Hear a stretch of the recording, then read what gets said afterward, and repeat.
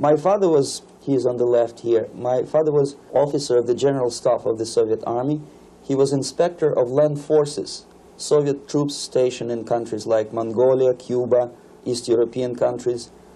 This is the picture taken at the entrance of my Institute of Oriental Languages. It's a part of Moscow State University.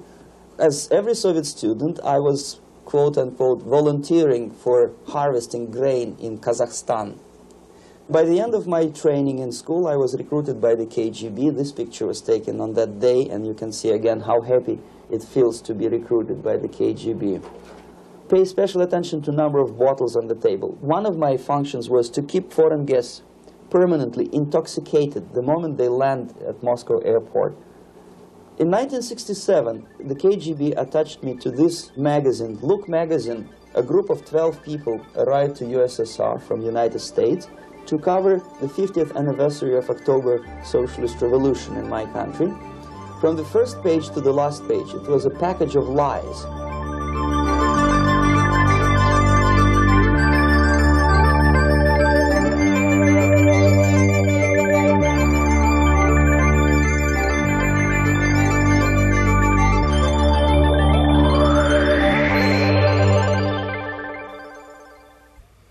Our conversation is with Mr. Yuri Alexandrovich Bezmenov. Mr. Bezmenov was born in 1939 in a suburb of Moscow. He was the son of a high-ranking Soviet Army officer. He was educated in the elite schools inside the Soviet Union and became an expert in Indian culture and Indian languages. He had an outstanding career with Novosti, which was the, and still is, I should say, the press arm or the press agency of the Soviet Union. It turns out that this is also a front for the KGB. One of his interesting assignments was to brainwash foreign diplomats when they visited Moscow. And he'll tell us a little bit about how they did this and how they planted information which eventually wound up in the press of the free world. He escaped to the West in 1970 after becoming totally disgusted with the Soviet system, and he did this at great risk to his life. He certainly is one of the world's outstanding experts on the subject of Soviet propaganda and disinformation and active measures. Mr. Bezmenov, I'd like to begin by having you tell us a little bit about some of your childhood memories. Well, the most vivid memory of my childhood was Second World War, or to be more precise, the end of the Second World War, when all of a sudden United States, from a friendly nation, which helped us to defeat Nazism, turned overnight into a deadly enemy. And it was very shocking because all newspapers were trying to present an image of belligerent, aggressive American imperialism. Most of the things that we were taught is that United States is aggressive power, which is just about to invade our beautiful, free, socialist country, that American CIA is dropping Colorado beetles on our beautiful potato fields to eliminate our crops, and each schoolboy had a picture of Colorado bug on the back page of his notebook, and we were instructed to go into collective fields to search for those little Colorado bugs. Of course, we couldn't find any, neither we could find many potatoes, and that was explained again by the encroachments of the decadent imperialist power. The anti-American paranoia, hysteria in the Soviet propaganda was to such of such a higher degree that many less skeptical people or less stubborn would really believe that the United States is just about to invade our beautiful motherland, and some secretly hope that it will come true. That's interesting. Yes. Well, getting back to life inside the Soviet Union or inside communist countries in general, in this country, at the university level primarily, we read and hear that the Soviet system is different from ours, but not that different, and that there is a convergence developing between all of the systems of the world, and that really it doesn't make an awful lot of difference what system you live under because you have corruption and dishonesty and tyranny and all that sort of thing. From your personal experience, what is the difference between life under communism and life in the United States? Well, life is obviously very much different for simple reason that the Soviet Union is a state capitalist economically. It's a state capitalism where an individual has absolutely no rights, no value, his life is nothing, it's just like an insect. He is disposable, whereby in the United States, even the worst criminal is treated as a human being. He has a fair trial, and some of them capitalize on their crimes. They publish their memoirs in their prisons and get handsomely paid by your crazy publishers.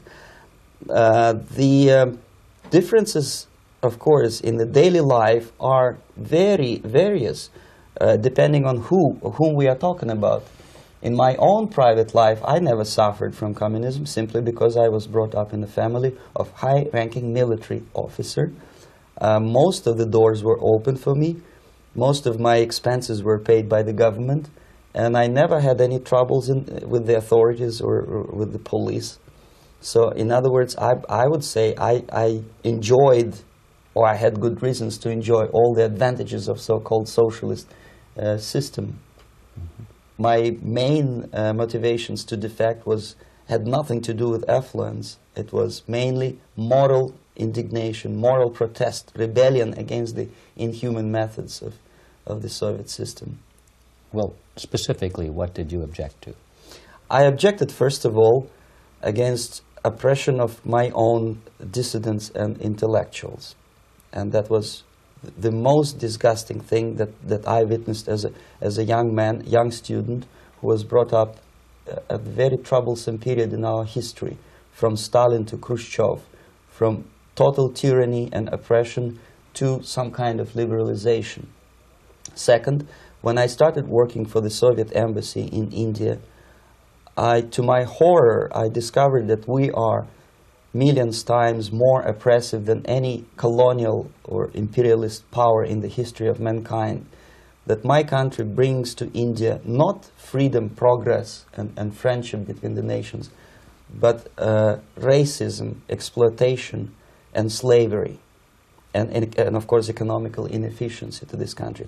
Since I fell in love with India, I developed something which by KGB standards is extremely dangerous thing. It's called split loyalty, when an agent likes a country of assignment more than his own country. I literally fell in love with this beautiful country, a country of great contrasts, but also great humility, great tolerance, and philosophical and intellectual freedoms. My ancestors used to live in caves and eat raw meat when India was a highly civilized nation 6,000 years ago.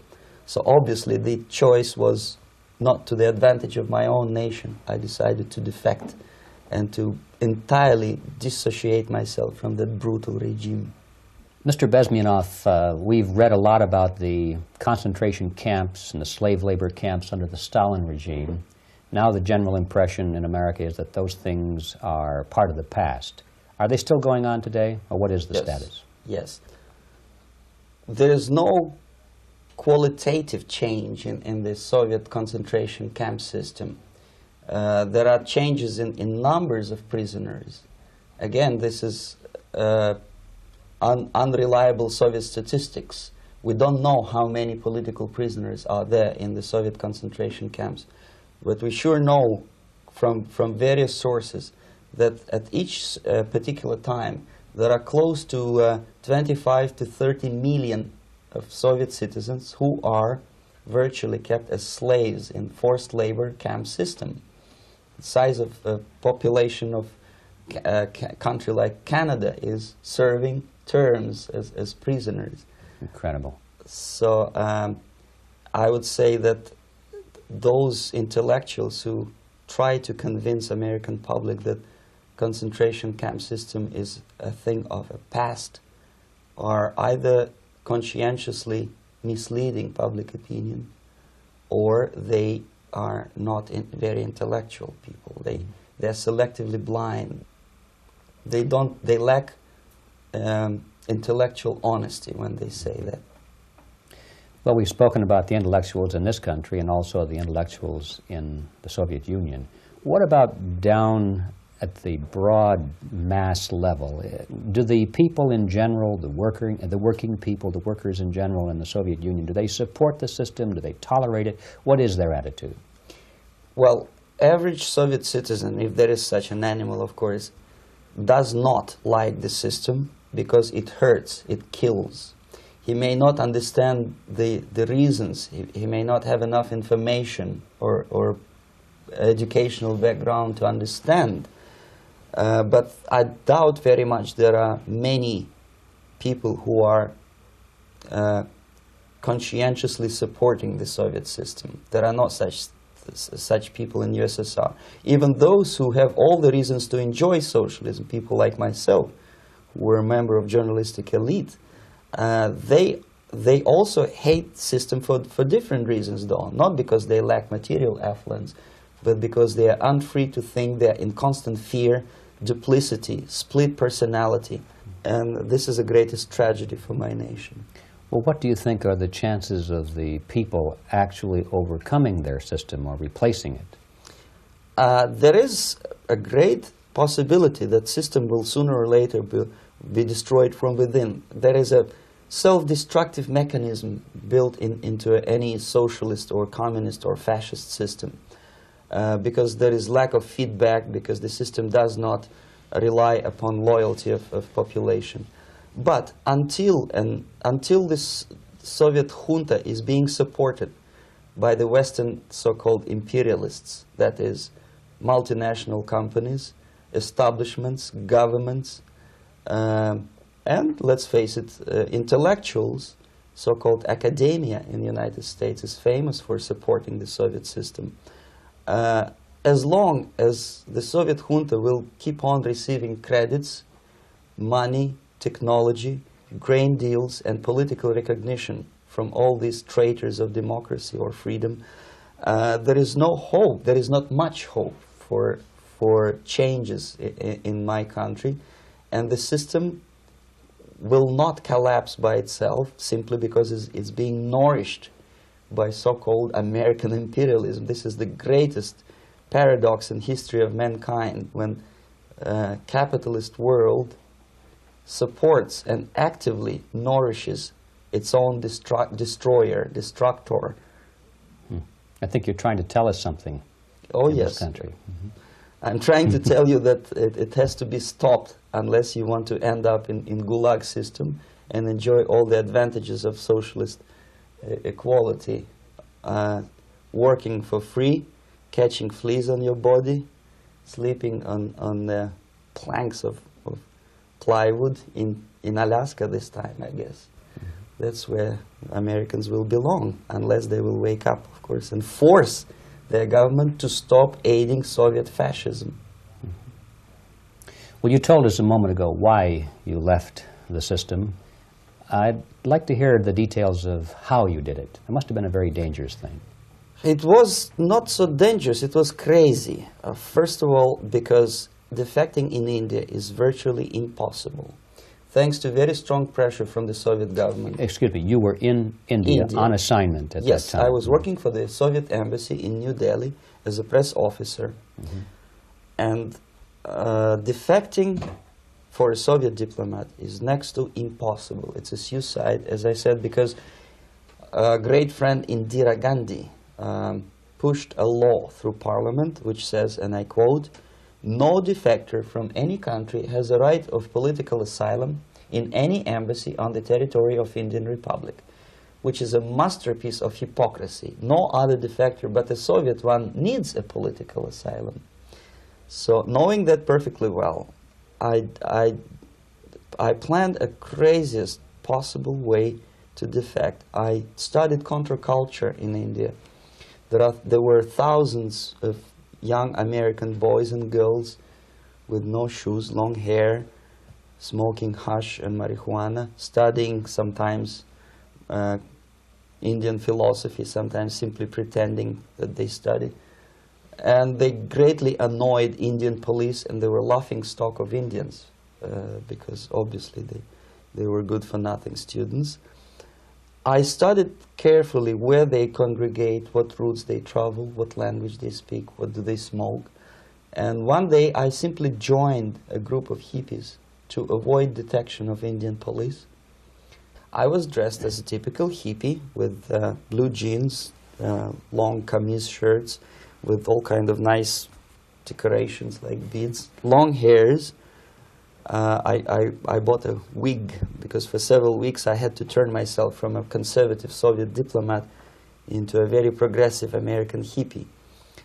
And that was the only way that I could avoid detection.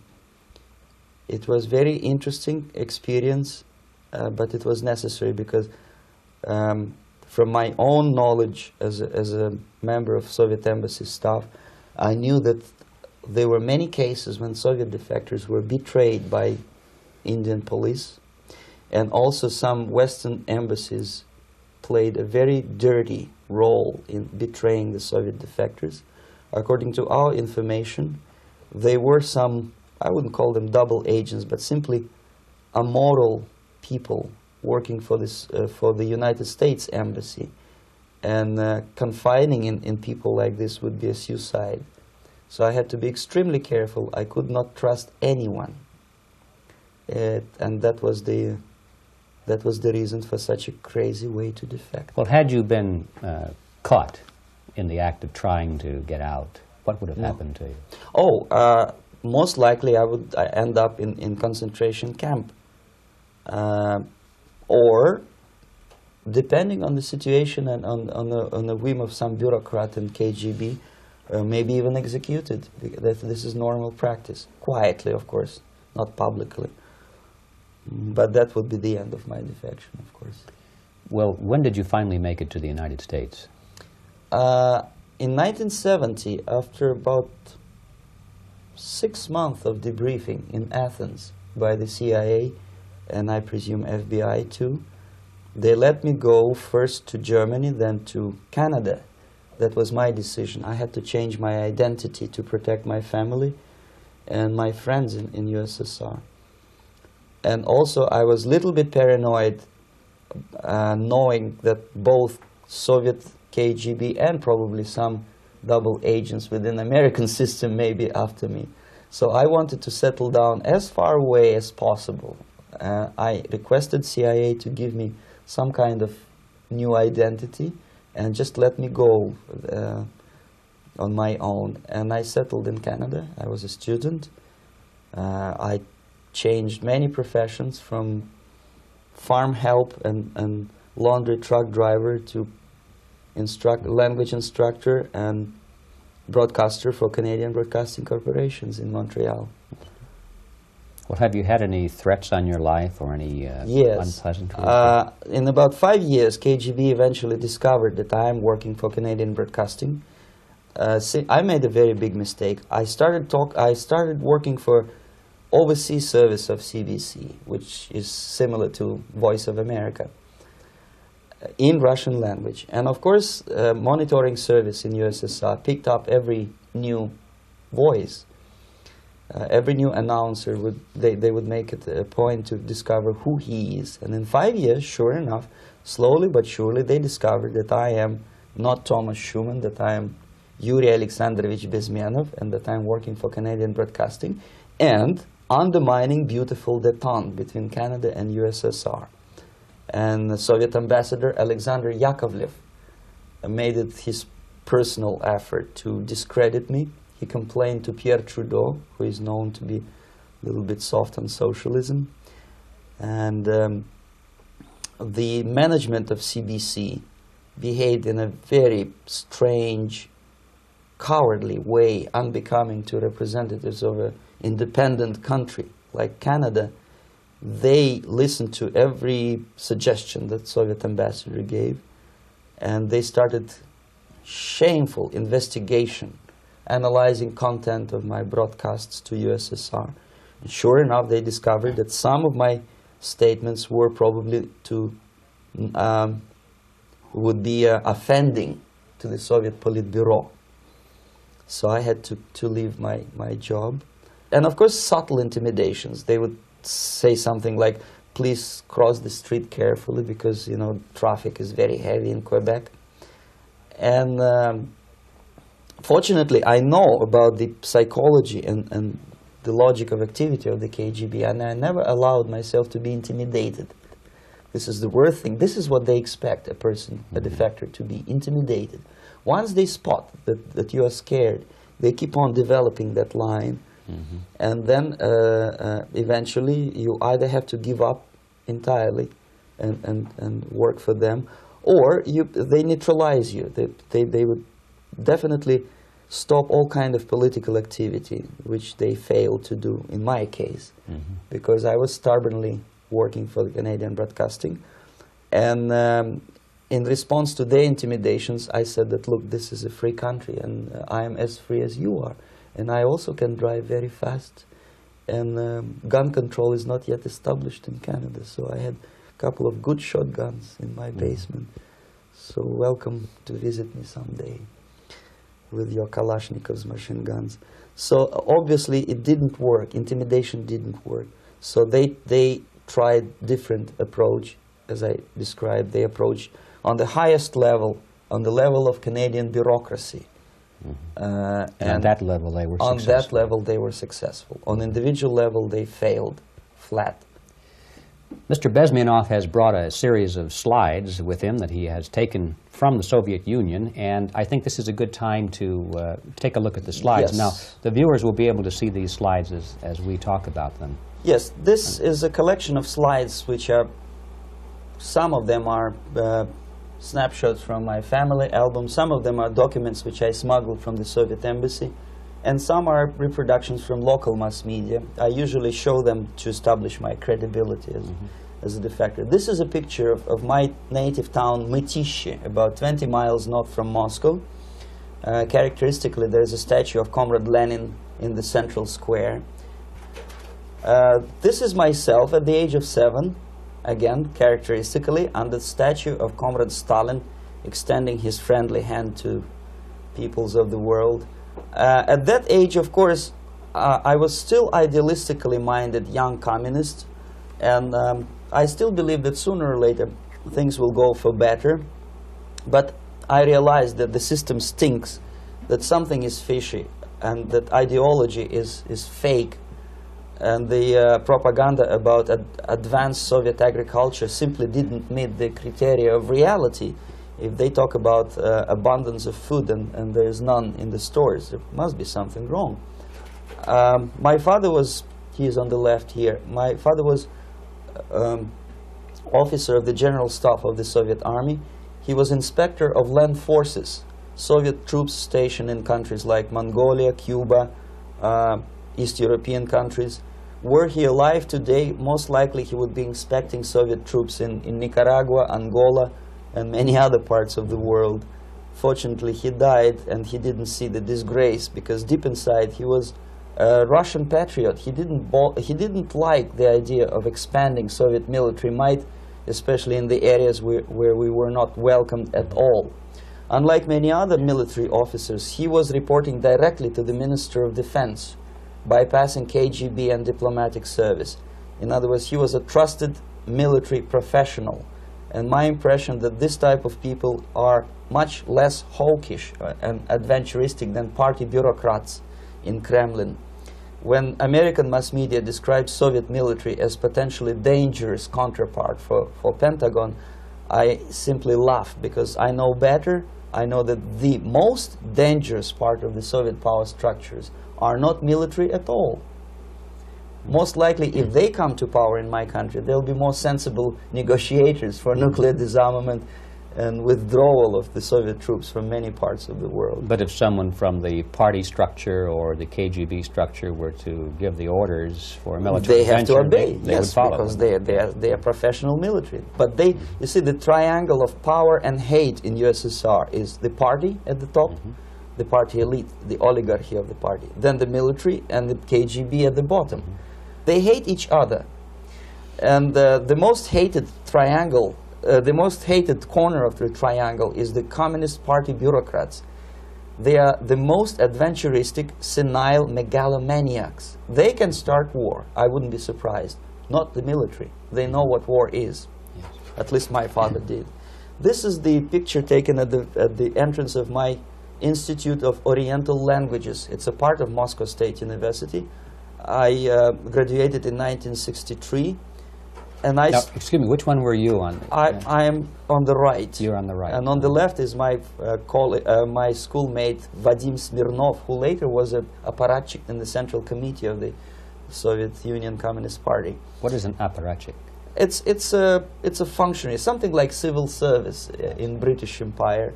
Someone who is never fired from the service. He stays there internally. He may not be promoted too high, but he's a dependable bureaucrat who will stay forever. I studied not only languages, but also history, literature, even music. I'm on this picture, I'm trying to learn how to play Indian musical instrument. I even tried to look like an Indian when I was second-year student. Not bad, really.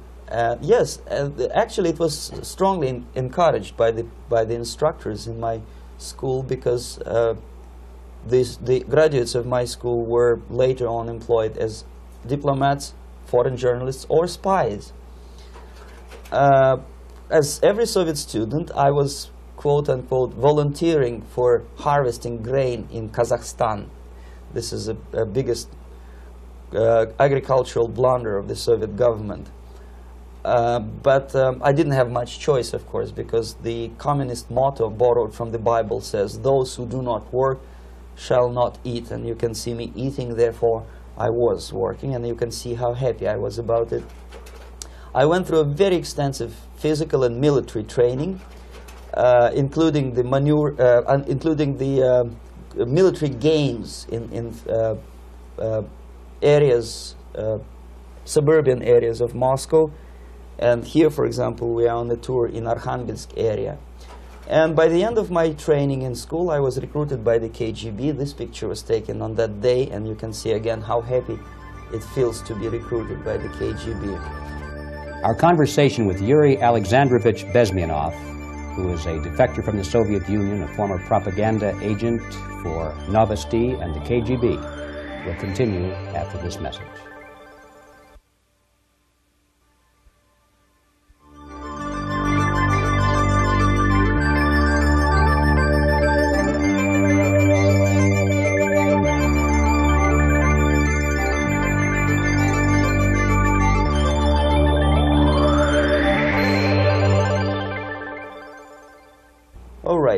As every student in USSR, I went through very extensive physical and military training and civil defense training too. Unlike in the United States, where civil defense is virtually non-existent, zero.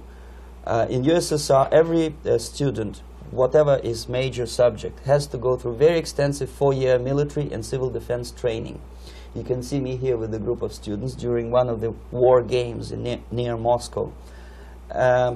The main idea, of course, is to prepare a huge reserve army of the USSR. Each student has to graduate as a junior lieutenant. In my case, it was administrative and military intelligence service. My first assignment was to India as a translator with the Soviet Economical Aid Group, building refinery complexes in Bihar state and Gujarat state. At that time, I was still naively, idealistically believing that what I was doing contributes to the understanding and cooperation between the nations. It took me quite a number of years to realize that what we were bringing to India was a new type of colonialism, 1,000 times more oppressive and exploitative than any colonialism or imperialism in history of mankind. But at that time, I was still hoping that, well, maybe it's not that bad, could be worse, and things may go for better. And I even tried to implement the beautiful Marxist motto, proletarians of all the countries unite.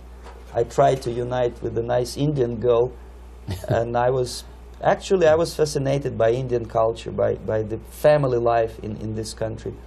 But obviously, Communist Party had different plans for my genes, so I had to marry this beautiful Russian girl. In the span of my career, I married 3 times. Most of these marriages were marriages of convenience, on advice from the Department of Personnel. This is normal practice in USSR. When a Soviet citizen is assigned to a foreign job, he has to be married, either to keep family in USSR as hostages, or, if it's a convenience marriage like mine, so that the husband and wife are virtually informers on each other to prevent defection or contamination by decadent imperialist or capitalist ideas.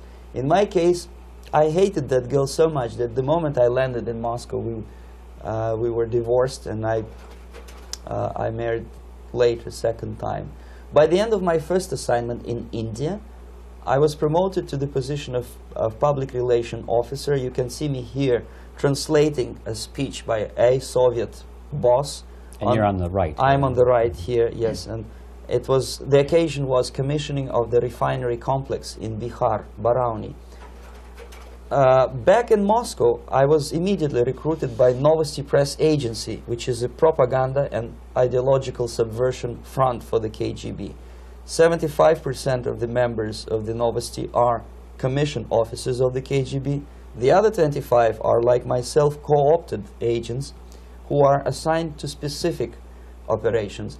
In this particular case, you can see me talking to students of Lumumba Friendship University in Moscow. This is a huge school under the direct control of the KGB and Central Committee, where future leaders of the so-called national liberation movements are being educated and selected carefully. And some of them have absolutely, this, for example, is a group of students from Lumumba. They don't look like students at all. They look more like military, and that's exactly what they were. They were dispatched back to their countries to be leaders of the so-called national liberation movements, or to be translated into normal human language, leaders of international terrorist groups. Another area of activity when I was working for the Novosti was to accompany groups of so-called progressive intellectuals, writers, journalists, publishers, teachers, professors of colleges. You can see me here in Kremlin. I'm second on the left, with a group of Pakistani and Indian intellectuals. Most of them pretended they don't understand that we are actually working on behalf of the Soviet government and the KGB. They pretended that they are actually being guests, VIP intellectuals, that they are treated according to their merits and their intellectual abilities.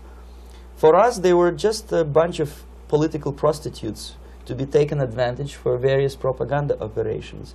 Therefore, you can see perfectly well the senior colleague of mine on the left doesn't really have that much respect on his face, and myself with a very skeptical smile, typical KGB sarcastic smile, anticipating another victim of ideological brainwashing. This is how a typical conference in Novosti headquarters in Moscow looked like. Sitting in the middle is Boris Burkov, the then director of Novosti Press Agency, high-ranking party bureaucrat in the Department of Propaganda. I am standing next to a famous Indian poet, Sumitranandan Pant. He was famous because he was an author. He was the author of a famous poem titled Rhapsody to Lenin. That's why he was invited to USSR, and everything was paid by the Soviet government. Pay special attention to number of bottles on the table. This is one of the ways to kill the awareness or curiosity of foreign journalists. One of my functions was to keep foreign guests permanently intoxicated the moment they land at Moscow airport. I had to take them to the VIP lounge and toast to friendship and understanding between the nations of the world. Glass of vodka, then a second glass of vodka. And in no time, my guests would be feeling very happy. They would see everything in kind of pink, nice color. And that's the way I had to keep them permanently for the next 15 or 20 days. At certain point in time, I had to withdraw alcohol from them so that some of them, who are the most recruitable, would feel a little bit shaky, guilty, trying to remember what they were talking last night.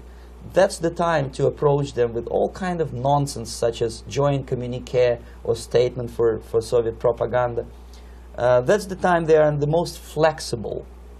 And of course, what they didn't understand, they didn't realize or pretended not to realize, that myself, who was drinking together with them, was not drinking at all. I had ways to get rid of alcohol through various techniques, including special pills which were given to me by my colleagues. But they were taking it seriously. In other words, they would consume quite large volumes of alcohol and feel quite uneasy next morning.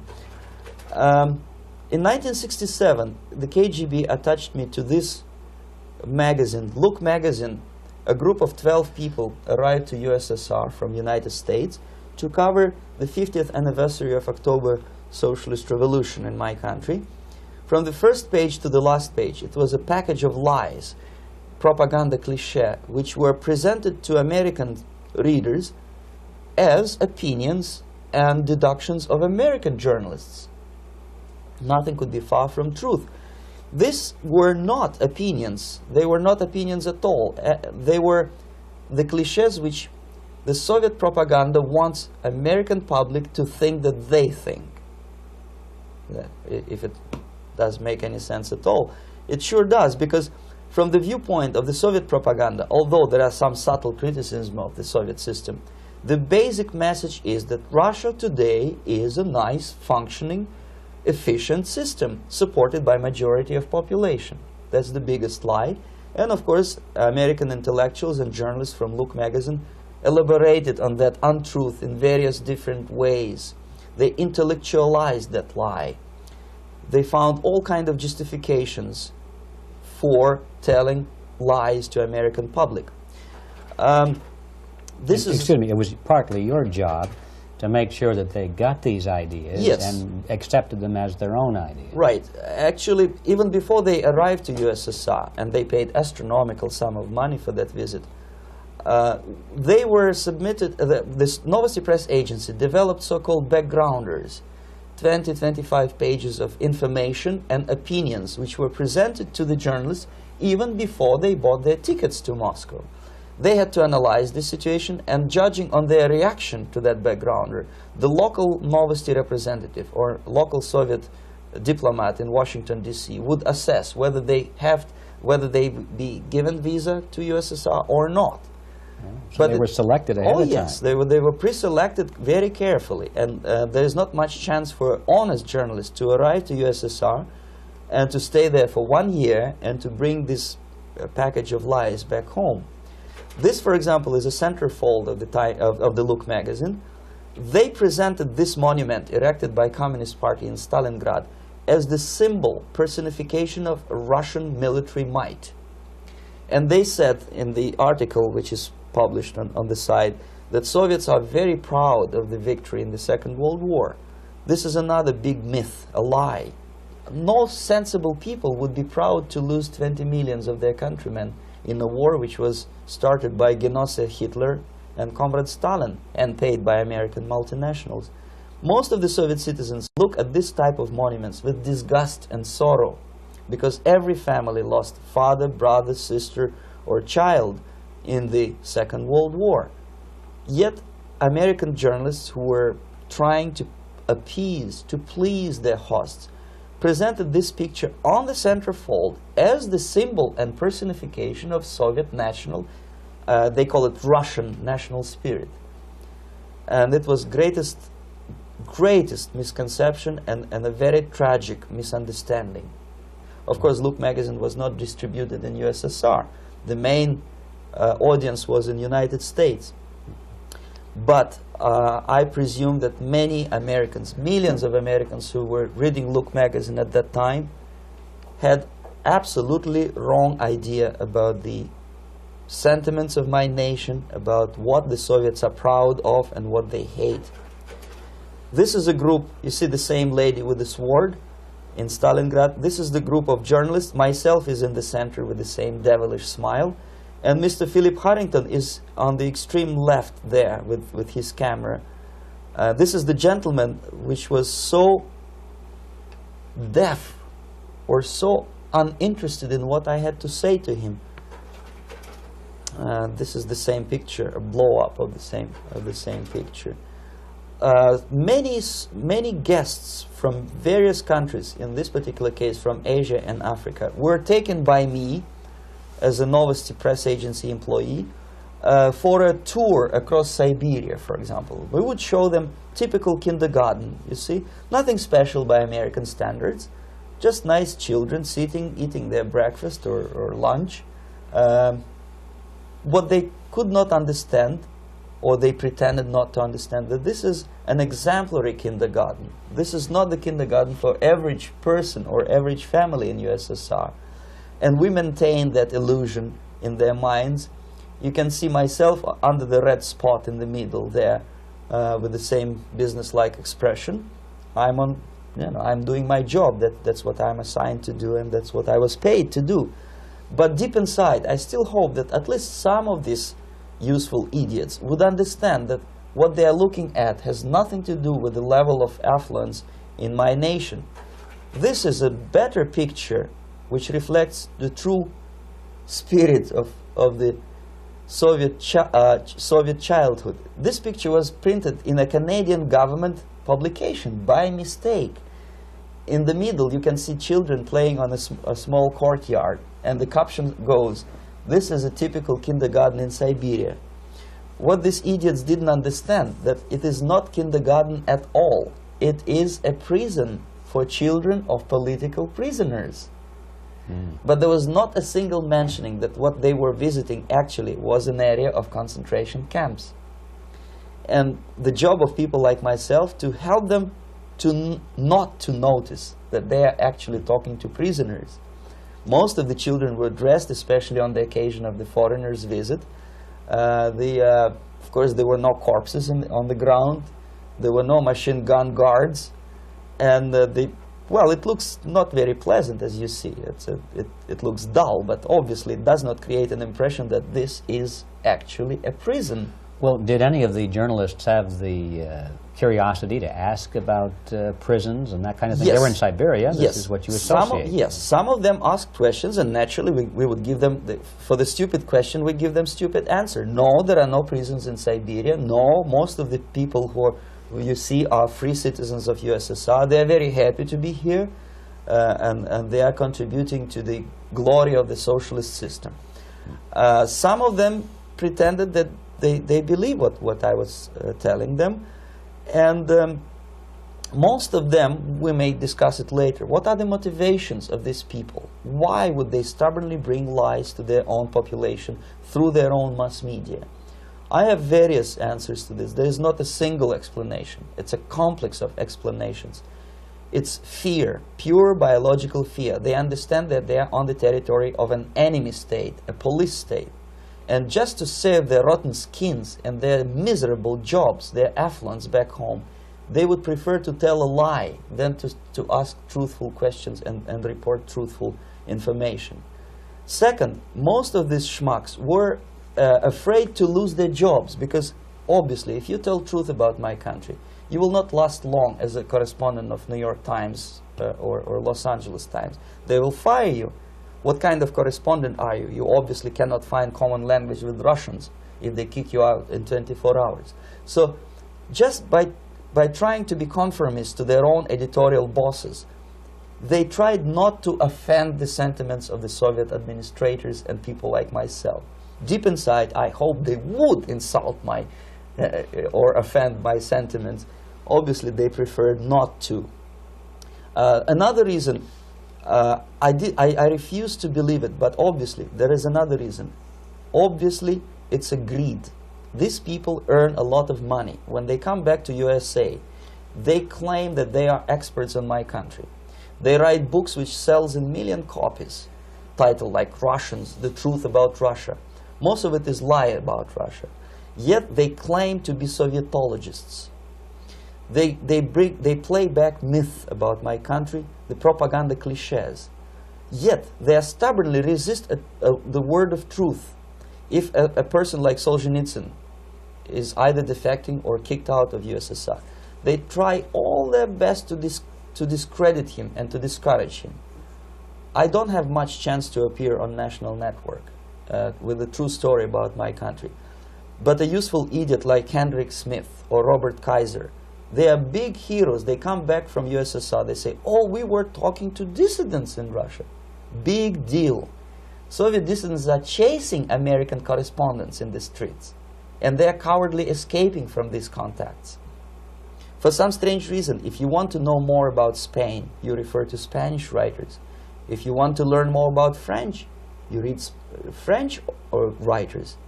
Even about Antarctica, I bet you would read Penguins.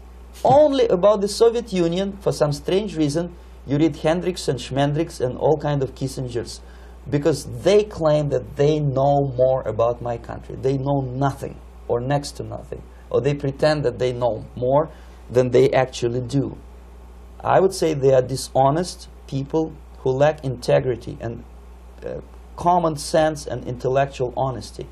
They bring back all kind of stories like that. A kindergarten in Siberia. Omitting the most important fact, it's a prison for children of political prisoners. Another greatest example of monumental idiocy of American politicians. Edward Kennedy was in Moscow, and he thought that he is a popular, charismatic American politician who is easygoing, who can smile, dance at the wedding in Russian Palace of Marriages. What he did not understand, or maybe he pretended not to understand, that actually he was being taken for a ride.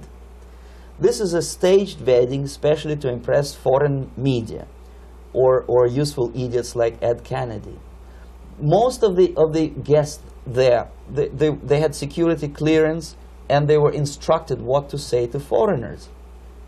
This is exactly what I was doing. You can see me in the same damn wedding palace in Moscow where Ed Kennedy was dancing here. You see, smiling. He thinks he's very smart. From the viewpoint of Russian citizens who observe this idiocy, he's narrow-minded, egocentrical idiot who tries to earn his own popularity through participation in propaganda farces like this. Here you can see myself. On the right, again, exemplary Soviet bride. On the left, 3 journalists from various countries, Asia, Africa, and Latin America. Obviously, they enjoying the situation. They will go back home and write the reports. We were present on a regular Soviet wedding. They were not present on a regular Soviet wedding. They were present, they were part of a farce, of a circus performance. Another thing which I had to sometimes risking my life to explain to foreigners. Time magazine, for example, is very critical of South African racist regime. The whole article was dedicated to the shameful internal passport system where blacks are not allowing to live with whites. For some strange reason, for the last 14 years since my defection, nobody wanted to pay attention to my passport. This is my passport. It also shows my nationality, and it has a police rubber stamp, which is called propiska in Russian language, which assigns me to a certain area of residence. I cannot leave that area, same way as this black man cannot leave the area in South Africa. Yet we call South African government racist regime. Not a single Jane Schmonda or Fonda is brave enough, courageous enough to come to media and say, look, this is what happens in USSR. I send a copy of my passport to many American liberals and civil rights defenders and all the other useful idiots. They never bothered to answer me back. This shows what kind of integrity, what kind of honesty these people are. They are a bunch of hypocrites because they don't want to recognize a good example of racism in my country. This is the first stage of befriending a professor. You can see myself on the left with the same James Bond smile. On the right is my KGB supervisor, Comrade Leonid Mitrokhin, and in the middle a professor of political science in Delhi University. The next stage would be to invite him to a gathering of Indo-Soviet Friendship Society. There he is sitting next to his wife before he is being sent to USSR for free trip. Everything is paid by the Soviet government. He was made to believe that he is invited to USSR because he is a talented, sober-thinking intellectual. Absolutely false. He is invited because he is a useful idiot, because he would agree and subscribe to most of the Soviet propaganda cliché. And when he is coming back to his own country, he is going for years and years to teach the beauties of Soviet socialism to newer and newer generations of his students, thus promoting the Soviet propaganda line. The KGB was even curious about this gentleman. It may look innocent. Maharishi Mahesh Yogi, a great spiritual leader, or maybe a great charlatan and crook, depending on from which side you are looking at him. Beatles were trained at his ashram in Hardwar in India how to meditate. Mia Farrow and other useful idiots from Hollywood visited his school, and they returned back to United States absolutely zonked out of their minds with marijuana, hashish, and crazy ideas of meditation. To meditate, in other words, to isolate oneself from the current social and political issues of your own country, to get into your own bubble, to forget about troubles of the world. Obviously, KGB was very fascinated with such a beautiful school, such a brainwashing center for stupid Americans. I was dispatched by the KGB to check what kind of VIP Americans attend this school. That's you on the left. Yes, I'm on the left. I was trying to get enrolled in that school. Unfortunately, the Maharishi Mahesh Yogi asked too much. He wanted $500 American for enrollment.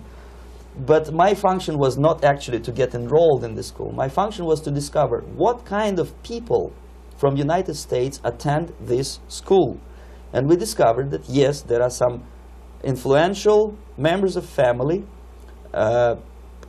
public opinion makers of United States, who come back with the crazy stories about Indian philosophy. Indians themselves look upon them as idiots, useful idiots. To say nothing about KGB, who looked at them as extremely naive, misguided people. Obviously, a VIP, say a wife of a congressman, or a prominent Hollywood personality, after being trained in that school, is much more instrumental in the hands of manipulators of public opinion and KGB than a normal person who understands, who looks through this type of fake religious training. Why would they be more susceptible to manipulation? I just mentioned that because, you see, a person who is too much involved in introspective meditation. You see, if you carefully look what Maharishi Mahesh Yogi is teaching to Americans, is that most of the problems, most of the burning issues of today can be solved simply by meditating. Don't rock the boat. Don't get involved. Just sit down, look at your navel, and meditate.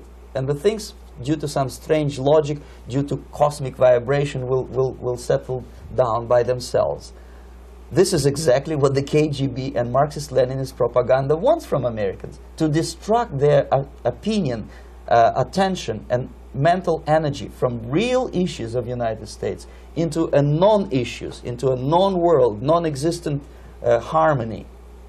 Obviously, it's more beneficial for the Soviet aggressors to have a bunch of duped Americans than Americans who are self-conscious, healthy, physically fit, and alert to the reality. Maharishi Mahesh Yogi obviously is not on the payroll of the KGB. But whether he knows it or not, he contributes greatly to demoralization of American society. And he's not the only one. There are hundreds of those gurus who come to your country to capitalize on naivete and stupidity of Americans. It's a fashion. It's a fashion to meditate. It's a fashion not to be involved.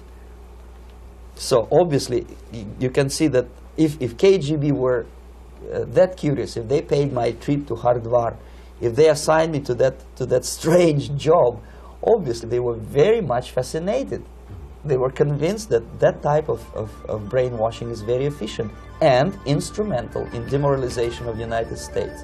Our conversation with Yuri Alexandrovich Bezmenov, who is a defector from the Soviet Union, a former propaganda agent for Novosti and the KGB, will continue after this message.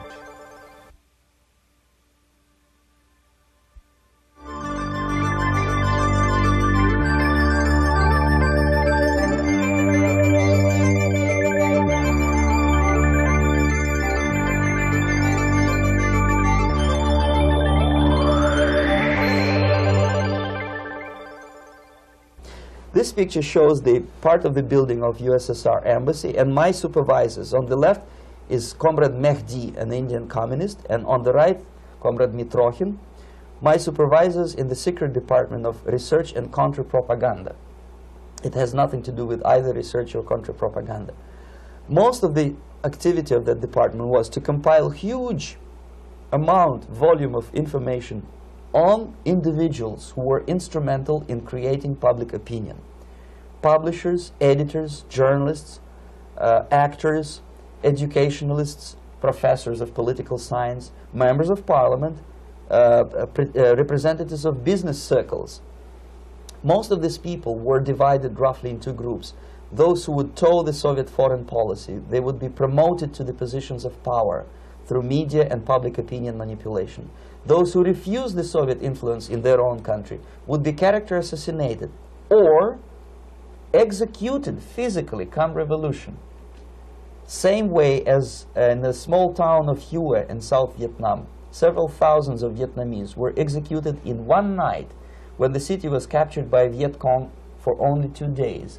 And American CIA could never figure out how could possibly communists know each individual where he lives, where to get him, and would be arrested in one night, basically in some 4 hours before dawn, put on a van, taken out of the city limits and shot.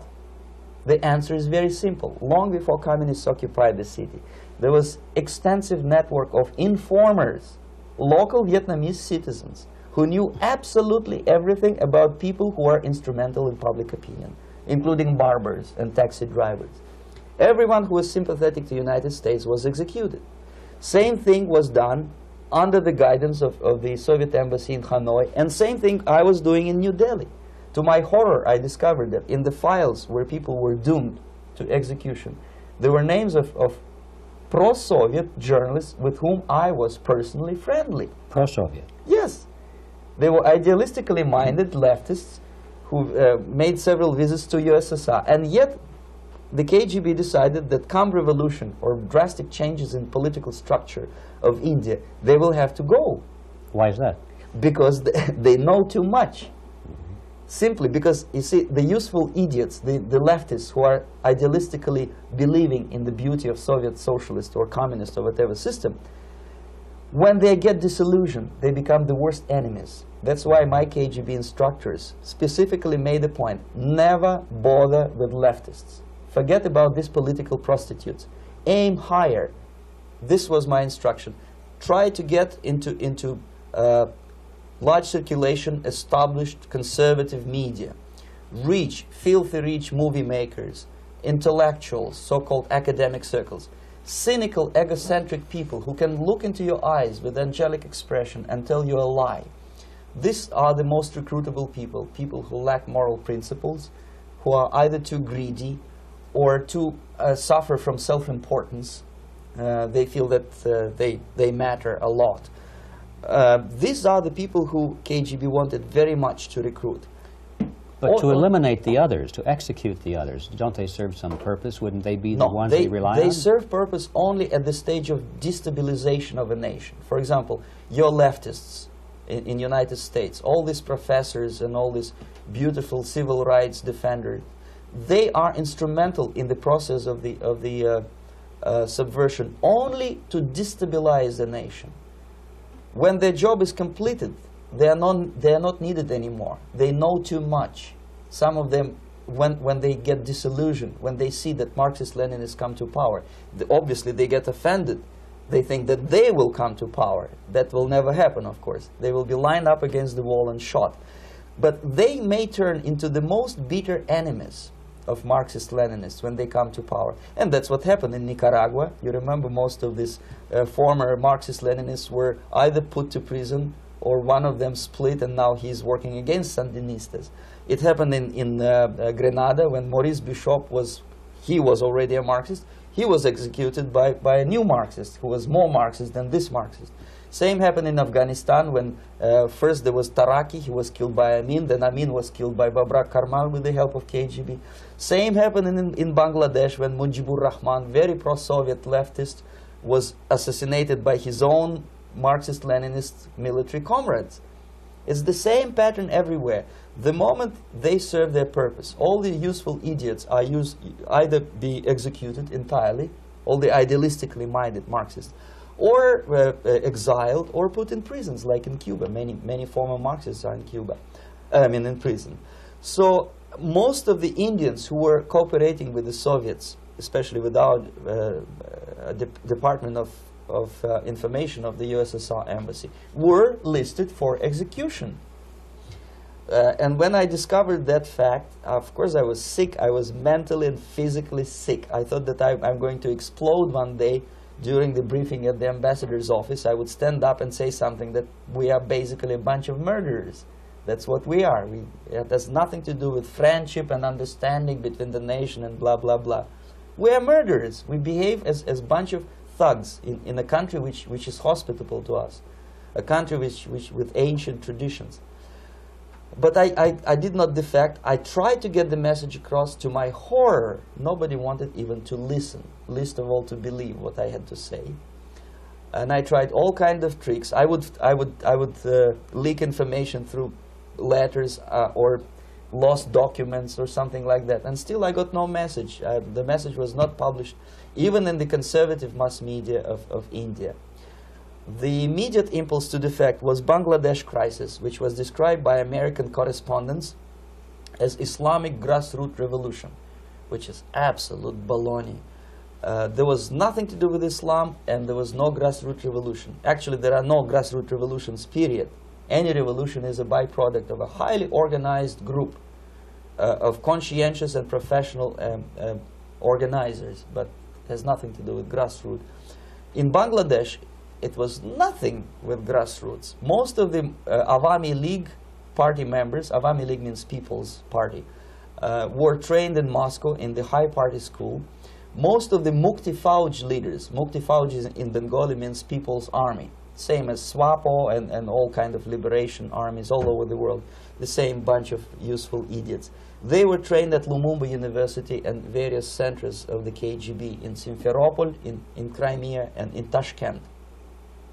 So when I saw that Indian territory is being used as a jumping board to destroy East Pakistan, I saw myself thousands of so-called students traveling through India to East Pakistan, through the territory of India, and Indian government pretended not to see what's going on. They knew perfectly well, the Indian police knew it, the intelligence department of the Indian government knew it, the KGB of course knew it, and the CIA knew it.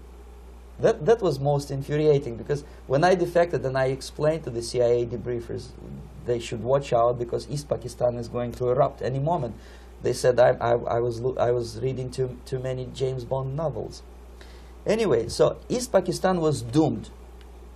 One of my colleagues in the Soviet consulate in Calcutta, when he was dead drunk, he ventured into the basement to relieve himself, and he found big boxes which said printed matter to Dhaka University. Dhaka is the capital of East Pakistan. And since he was drunk and curious, he opened one of the boxes and he discovered not printed matter. He discovered Kalashnikov guns and ammunition in there. Anyway, it's a long story. When I saw the preparations for the invasion into East Pakistan, obviously I wanted to defect immediately. The only thing I couldn't at that time make up my mind when and where and how. One of the reasons, of course, you see, I was in love with India. I mentioned it before. I spoke the languages. I socialized with people. And I understood that I had to act fast unless I want this beautiful country to be permanently and irreparably damaged by our presence. One of the reasons not to defect was, as you can see, I was living in relative affluence. Who the hell in a normal mind would defect and do what? To be abused by your media, to be called McCarthyist and fascist and paranoid, or to drive a taxi in New York City? What for? What the hell for should I defect? To be abused by Americans, to be insulted in exchange for my effort to bring the truthful information about impending danger of subversion. As you can see, I was living in quite a comfortable conditions next to swimming pool, where Indians were not allowed, by the way. I was highly paid expert in propaganda. I had my family. I was respected by my nation. My career was cloudless. The third reason, how to defect with the family. To defect with the baby and the wife would be virtual suicide, because according to law, that hypocritical law which I quoted before, the Indian police will have to hand me over back to the KGB, and that will be the end of my defection and probably my life. Again, I cannot smuggle my wife because she was not quite sure what I was doing. She was not that idealistically involved, and she was definitely not in the total picture of what I was doing for the KGB. She would be shocked if I you know, put her in my van and drive her to the American embassy or elsewhere. That would be a greatest danger. So again, I had to defect in such a way that my defection would look as simple disappearance. And there were many cases like that when the Soviet agents simply disappeared, either killed in action or, thanks to their curiosity and their close contacts with radicals, some of them were killed by the Marxists, by the way. It happened in many African countries when the Soviet KGB were killed by Africans themselves. Not because they hated Marxism-Leninism, but because they were simply trigger-happy bunch of unruly characters. If you give them a machine gun, they will shoot.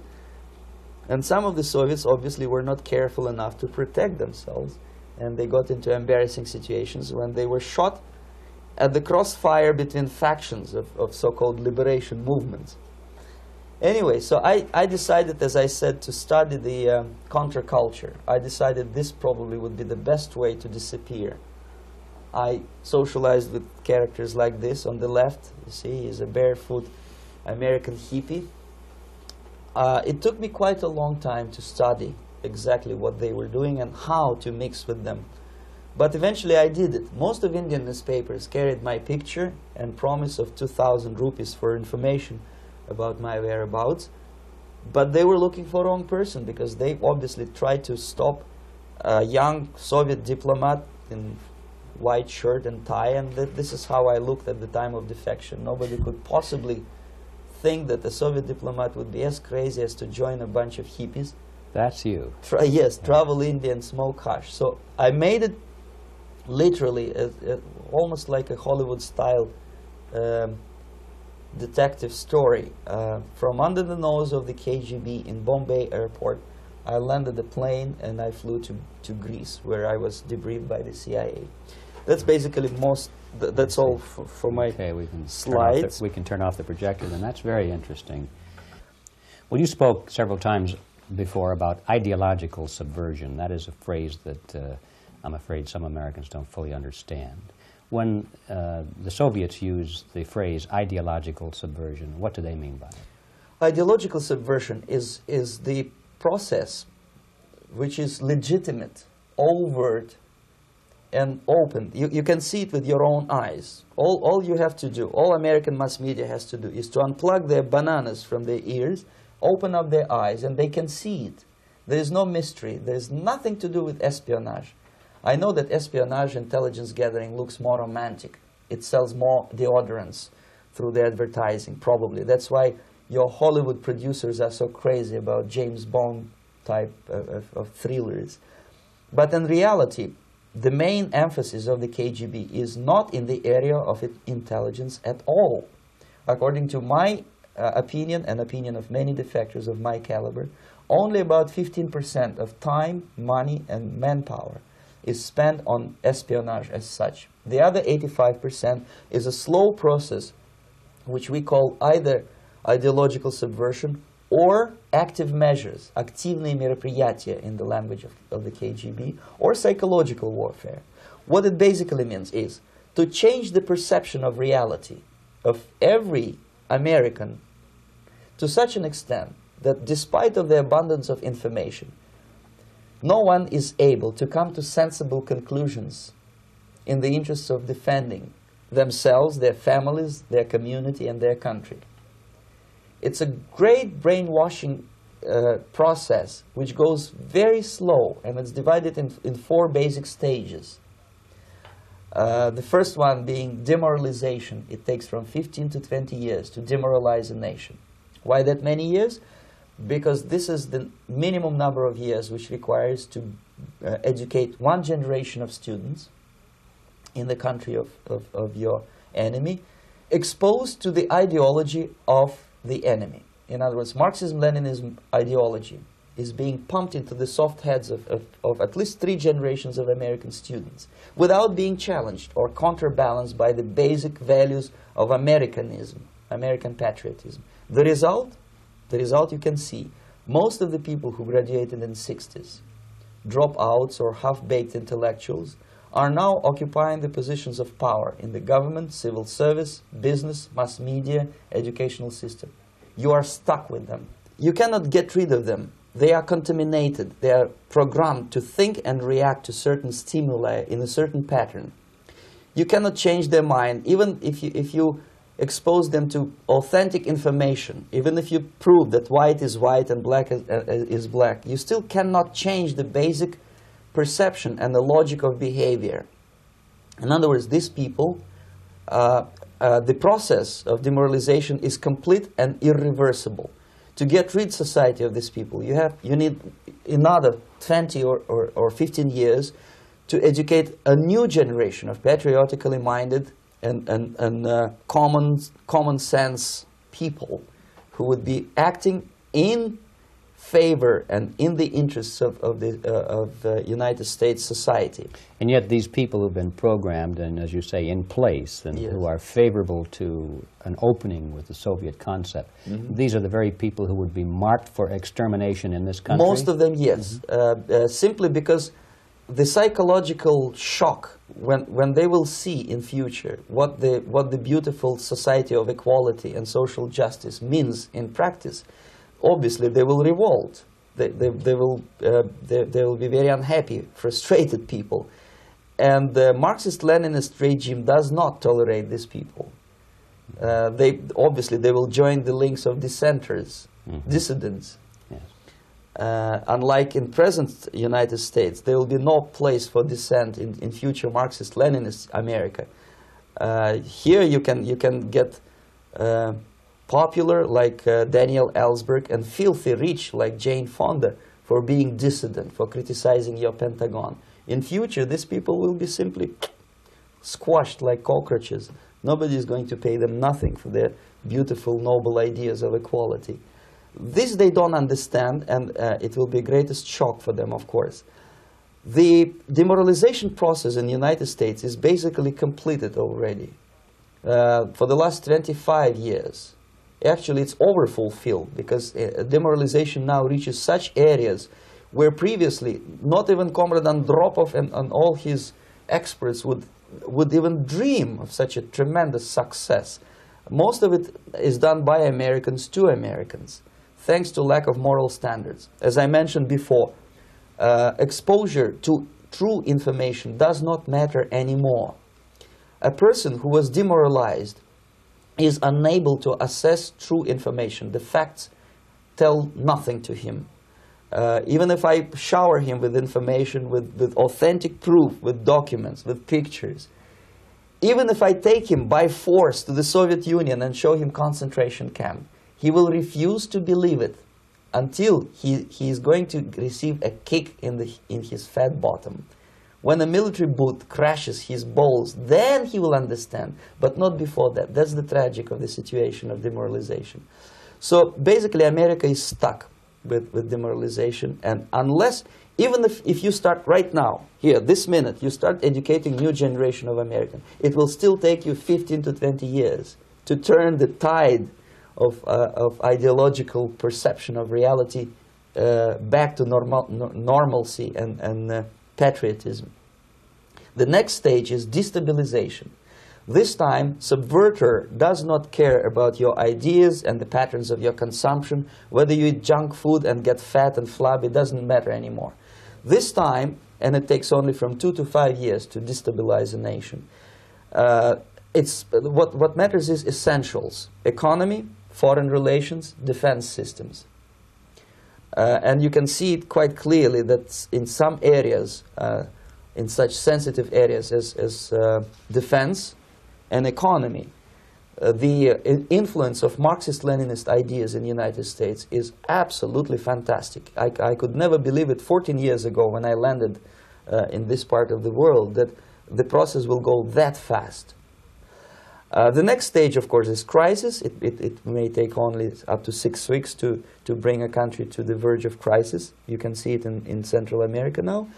And after crisis, with a violent change of power, structure, and economy, you have so-called the period of normalization. It may last indefinitely. Normalization is a cynical expression borrowed from Soviet propaganda. When the Soviet tanks moved into Czechoslovakia in '68, Comrade Brezhnev said, "Now the situation in brotherly Czechoslovakia is normalized."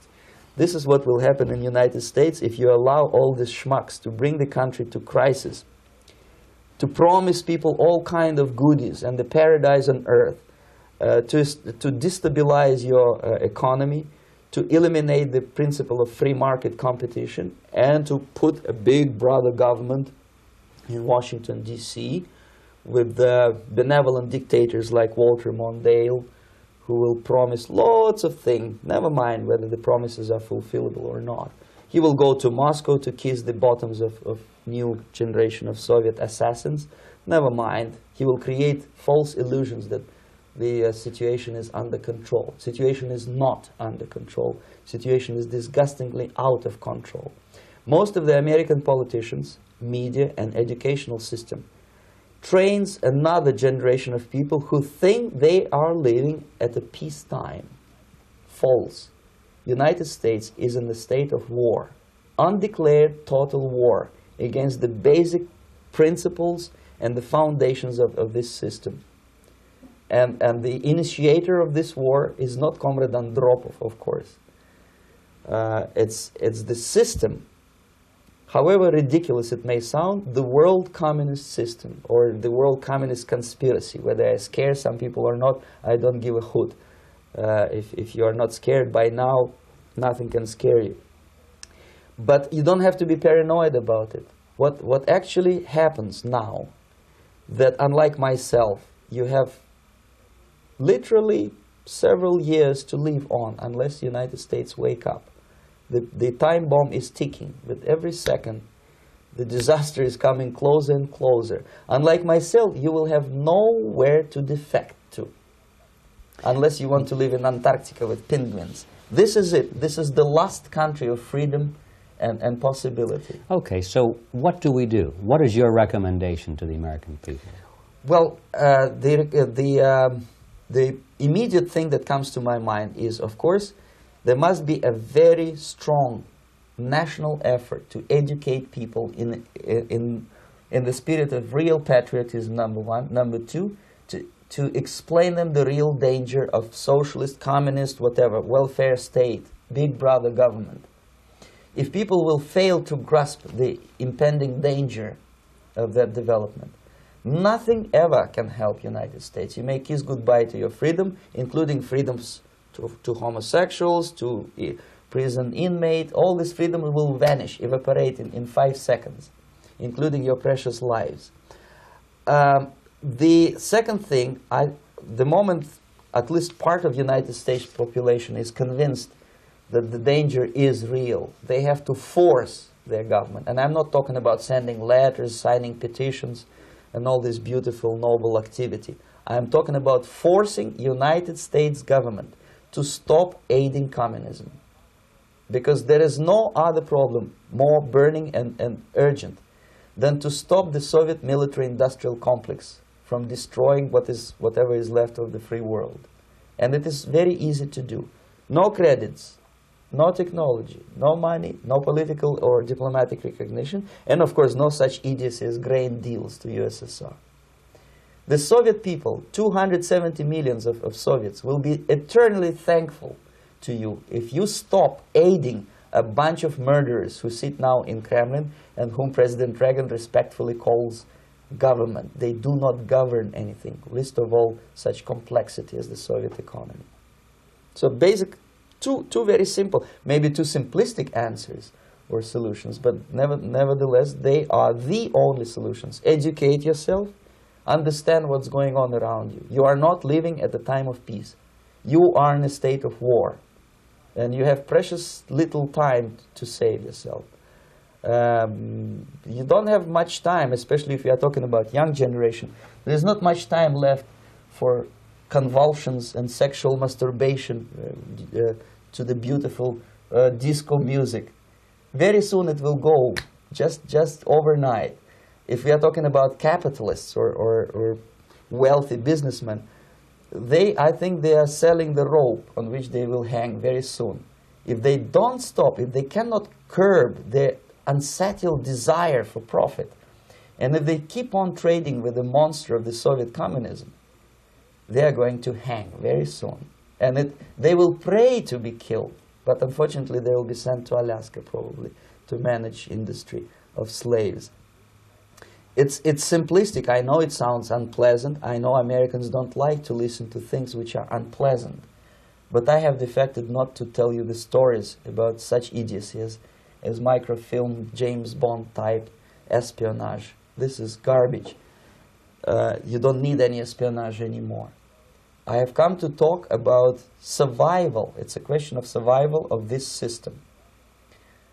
You may ask me, what is it in for me? Survival, obviously, because unlike, as I said, I am now in your boat. If we sing together, we'll sing beautifully together. There is no other place on this planet to defect to.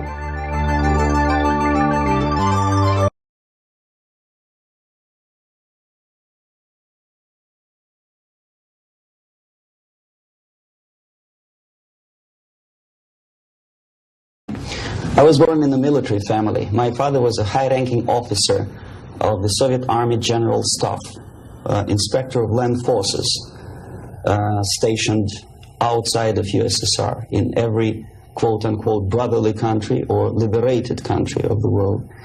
I graduated from Oriental Studies Institute, affiliated to Moscow State University in 1963. I started working with Novosti Press Agency, the biggest propaganda and ideological subversion organization of USSR, which is directly under KGB. Ostensibly, it's a public news agency. Novosti in Russian language means news, but there are no news. It's mainly propaganda. My first job was a translator with Economical Aid Group in India.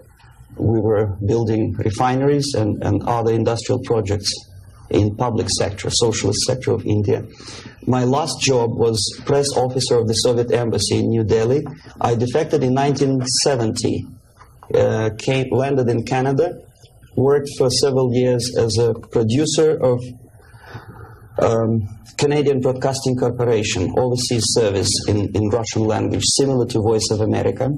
Then I was teaching at University of Toronto, Political Science Department, McGill University, Slavic Studies, and School of Journalism, Ottawa, in Carleton University in Ottawa.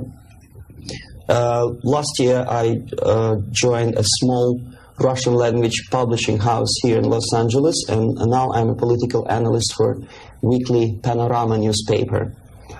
Lumumba University language instruction was my so-called extracurricular activity, which is usually given to Soviet young communists as a non-paid job to prove loyalty to the party. I was instructing students from Asia, Latin America, and Africa before they entered an ideological indoctrination class.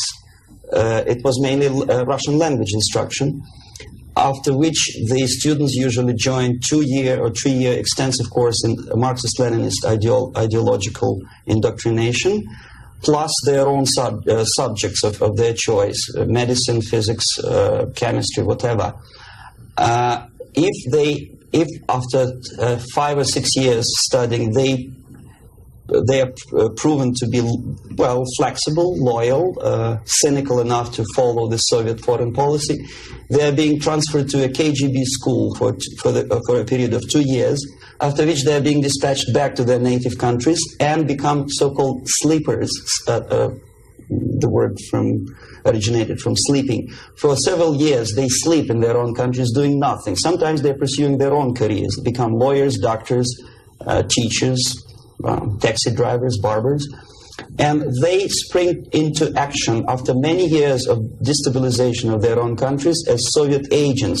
Therefore, all of a sudden you discover well-established lawyers in a country like Nicaragua, who are, for some strange reason, are bitterly against quote-unquote American imperialism and idealistically for Soviet Marxist-Leninist imperialism.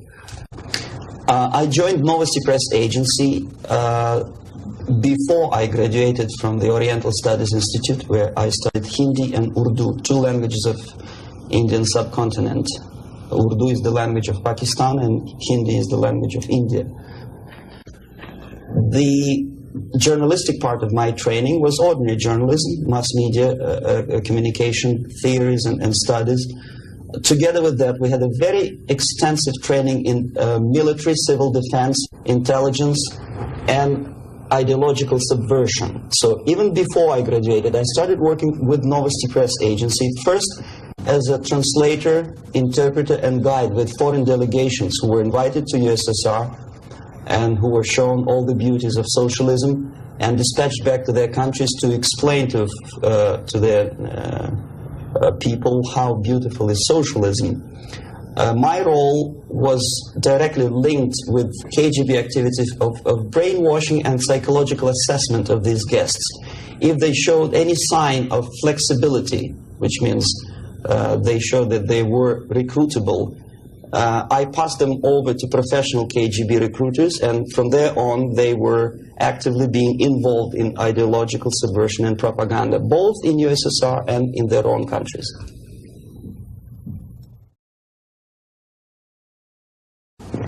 Well, decision of course was very painful and difficult. But on the other hand, I didn't have any illusions or allusions about the Soviet system and communist or socialist system. It's the most rotten and unworking system in the world. Some people call it state capitalism, socialism, centralized planning, whatever. It doesn't really matter what kind of name you attach to the system. Basically, if you're a religious person, it's a devilish, satanistic system which appeals only to the most primitive, negative side of human nature.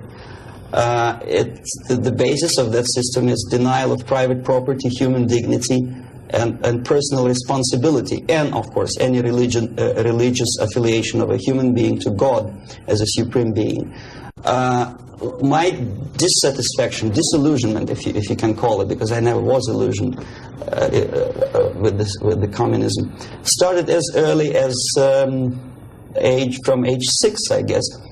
The first shock was after the Second World War, when most of the children of my age understood that United States is the friend with whom together Soviet people defeated Nazism, German fascism, all of a sudden turned into an enemy, and all of a sudden the propaganda turned 180 degrees around, and we were brainwashed in the spirit of hatred to everything which is American. But how could you explain to a child of 6 years old who owes his survival to American spam, condensed milk, egg powder, and things which you probably people never remember because nobody eats them these days, spam meat, you know what I'm talking about? How can you explain to them that these delicious things came from an enemy who wants to subvert and destroy us? It's impossible, because the child remembers when he was hungry, he was eating spam and drinking condensed American milk with the American eagle on the label. So all the efforts of the Soviet propaganda to convince me that America is bad was futile, naturally.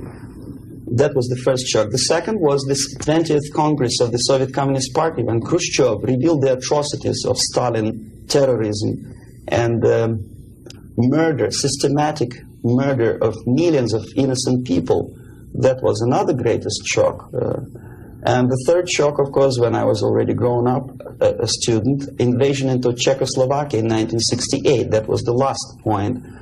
And when I was in India, acting as a Soviet official, a Soviet diplomat, I understood that sooner or later I have to defect and to explain what exactly I was doing in India. I fell in love with that country because at that time this country didn't do any harm to any neighbors, least of all to the Soviet Union. And yet we did so much harm to that country that I decided to defect and explain it, first to Indians, then to American politicians, intelligence communities, and media. Unfortunately, I didn't have much success because my stories were treated with a great skepticism. I was called paranoid, McCarthyist, fascist, Cold War maniac, and other names which I don't want to mention here.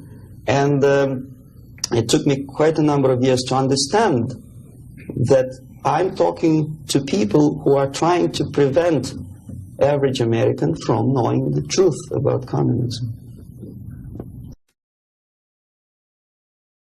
The basic methods are not that much different from activities of any public relation officer from any big company. Say Coca-Cola, I bet they have their own department of public relations and press relations. But the ultimate goal, the ultimate purpose is different. If Coca-Cola wants to make profit and to sell more Coca-Cola to nations of the world, the Soviet Union, the ultimate purpose of the Soviet system is not to sell anything, least of all ideology, is to destroy the civilization on which the affluence and freedom based, and replace it with a system of total control over life of human beings, the system of total exploitation. That's the ultimate purpose. My specific measures, which I was forced to do, unwillingly of course, but I had to do them just to promote myself further and further, is bribery, corruption, befriending politicians, members of parliament, influential scholars, members of civil service, businessmen. In other words, anyone who has anything to do with shaping of public opinion in the interests of the Soviet foreign policy. That would include a long process which sometimes is unnoticeable to an average person. It's a long-term process which is called ideological subversion. It's unnoticeable as movement of a small hand of a clock. You know it's going around, but even if you watch it intensely, you don't see the movement. The eventual result is befriending these people and trying to get them involved in the activity in the interests of the Soviet foreign policy. The immediate impulse when I learned that the Soviet Embassy, Department of Research and Counter-Propaganda, of which I was a deputy chief, is engaged neither in research nor in counter-propaganda. It is a department which is compiling information of private nature on individuals divided in two groups, good boys and bad boys. The sympathetic people were promoted in media and public life. The people who were opposed to the Soviet foreign policy were blackwashed, blackmailed, and destroyed, first morally and sometimes physically too. Understanding of what I was doing came to me when I looked through a press release of United States Information Service describing an incident in a South Vietnamese city of Hue, captured by communists from Hanoi for 48 hours. Then it was recaptured by United States and South Vietnamese armies, and to their horror they discovered that within 2 nights the communists could manage to round up more than 15,000 people and execute them. Most of these people were either sympathetic to the United States or to the Western culture, or directly involved in activities supporting United States President in South Vietnam, agents of CIA naturally, even barbers because they know too much. They were executed, and United States intelligence couldn't figure out how could they possibly do it in such short period of time. Later on they discovered, they found out from several defectors that long before communists occupied that city, there was an extensive omnipresent network of informers who knew exactly the addresses, the names, the whereabouts of each individual who was later executed. When I turned to my own files, I discovered that basically that information exists in my department. So it doesn't take much intelligence to understand what I was doing in India. I was compiling information. Comes revolution, these people would be executed. Indirectly, I was involved in a criminal activity, in mass murder. I decided to defect and explain it to Americans, and the response I already described. I was called a paranoid. But I decided to defect and try nevertheless. There's another long story. It's virtually impossible to defect in India simply because Indian government, under pressure from the Soviet government, if you can call them government, I don't call them government, I call them junta. They adopted a law as early as in 61 or 62, after Stalin's daughter defection especially. That law states that no embassy, no foreign legation on the territory of Indian Republic has a right to extend political asylum to any defector from any country, which is it's a masterpiece of hypocrisy. No other defector but a Soviet one needs a political asylum. If you are a Canadian or American, if you want to be nasty to your own government, the maximum you can do is just to pick up a phone and make a dirty phone call to your ambassador. Buy yourself a ticket and get lost. What happens to a Soviet defector under that law? If I knock a door of United States Embassy, by that law, the American diplomats have to turn me back to the Indian police, and Indian police takes me directly back to the Soviet embassy, and that's the end of my defection.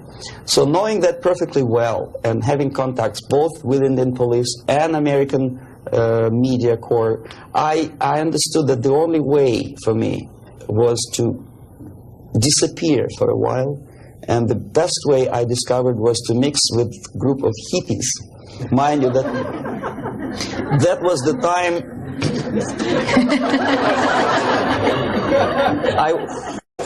I was 13 years younger, so I looked slightly different, of course. I studied so-called counterculture in India. Sometimes good, sincere young people who wanted to study Oriental mysticism and culture and religion, but most of them were simply easygoing individuals who were delighted with exotic life and the easiness with which they can purchase hashish and other drugs in India. And sometimes they traveled Indian subcontinent without any identification papers. So the best way to escape detection was to mix with the group of hippies and travel in India until the campaign in the media and in the police search will subside. All the newspapers in India carried my picture and announcement of the police that anyone coming forward with information about my whereabouts would receive 5,000 or 2,000 rupees. Knowing that perfectly well, I just walked India barefoot with beads and blue jeans, smoking hash and enjoying life. Until I found sympathetic journalists who smuggled me from India to Greece. Mind you, that was a military dictatorship at that time. Then only I approached American CIA, and they helped me to land in Canada as a legit, ordinary immigrant. So now I'm a Canadian citizen, as you can see from my patriotic tie. Canada is a kind of middle of the road country where there are so many various ethnic groups that another strange character who speaks both Russian and English and two Oriental languages, I didn't have any problem fitting into academic circles, and first being just a student at University of Toronto, and later a producer with the Canadian Broadcasting Corporation. I think it was successful, and until and unless there'll be follow-up to that movie, it will remain as an open wound in the United States, as a scare tactic, which in this particular case, I'm not sure whether KGB paid for production of that movie or not, but it's totally irrelevant.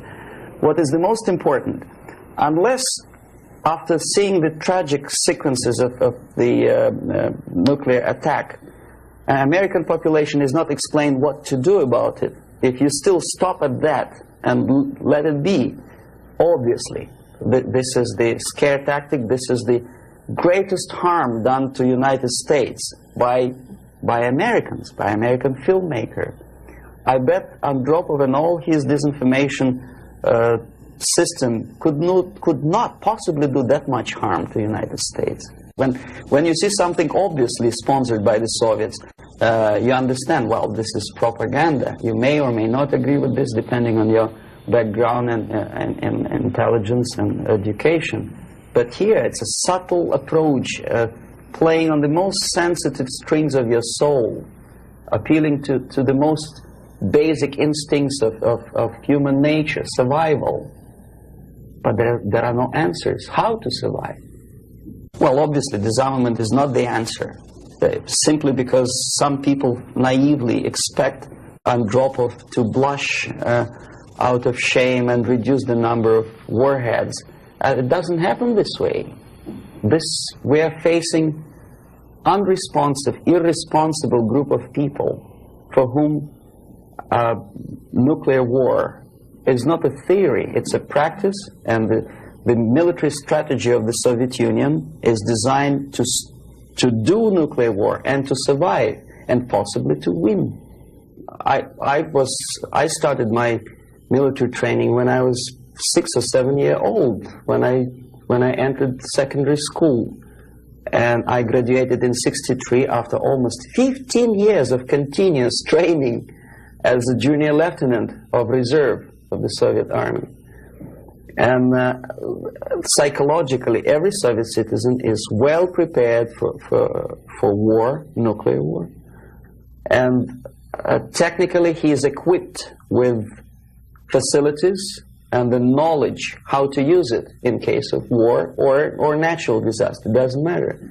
Survival tactics and survival methods are taught extensively in various manners. They are exposed to documentary movies about nuclear war. They know the technical data of radiation or contamination of air and land. They know the organizational patterns of civil defense to such an extent that even if there is no nuclear attack, even if there is conventional warfare, each individual at a certain time knows exactly where to go, what to do, where is the shelter, whom to call by telephone, which is not the case, unfortunately, in the United States. I think if a bomb, ordinary bomb, maybe a stink bomb is dropped in the middle of Los Angeles, most of the people will not die of atomic radiation. They will die of panic. They will run, and the traffic jams and the panic will kill more people than anything else. And where do they go? Is there any literature about how to protect an individual? Is the medical first aid treatment? It's not taught to kids in American colleges, unfortunately.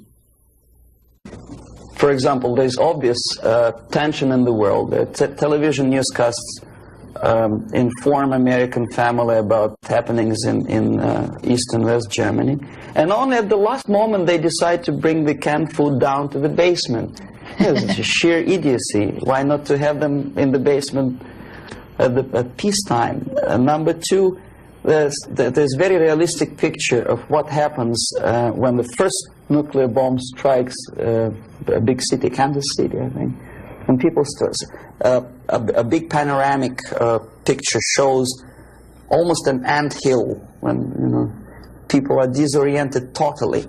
That would produce love in Russia, because unlike that, Soviets know exactly what to do. There'll be much less panic, if at all.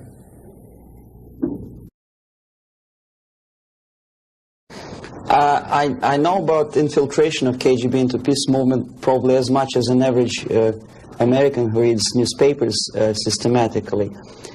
But I'm aware that the World Peace Council is a front organization of the KGB. Ramesh Chandra I know personally, both in India and USSR. I worked with delegations of various peaceniks who came to the World Congress of Peace Council in Moscow. I think it was in 1961 or 62. Yeah, it was before Cuban crisis. And at that time, they struck me as people who are pathologically unable to see the truth, not to talk about the military aspects. When as a translator and a guide, I used to take them to places in Moscow which are not supposed to be for foreigners' eyes. They didn't want to see it.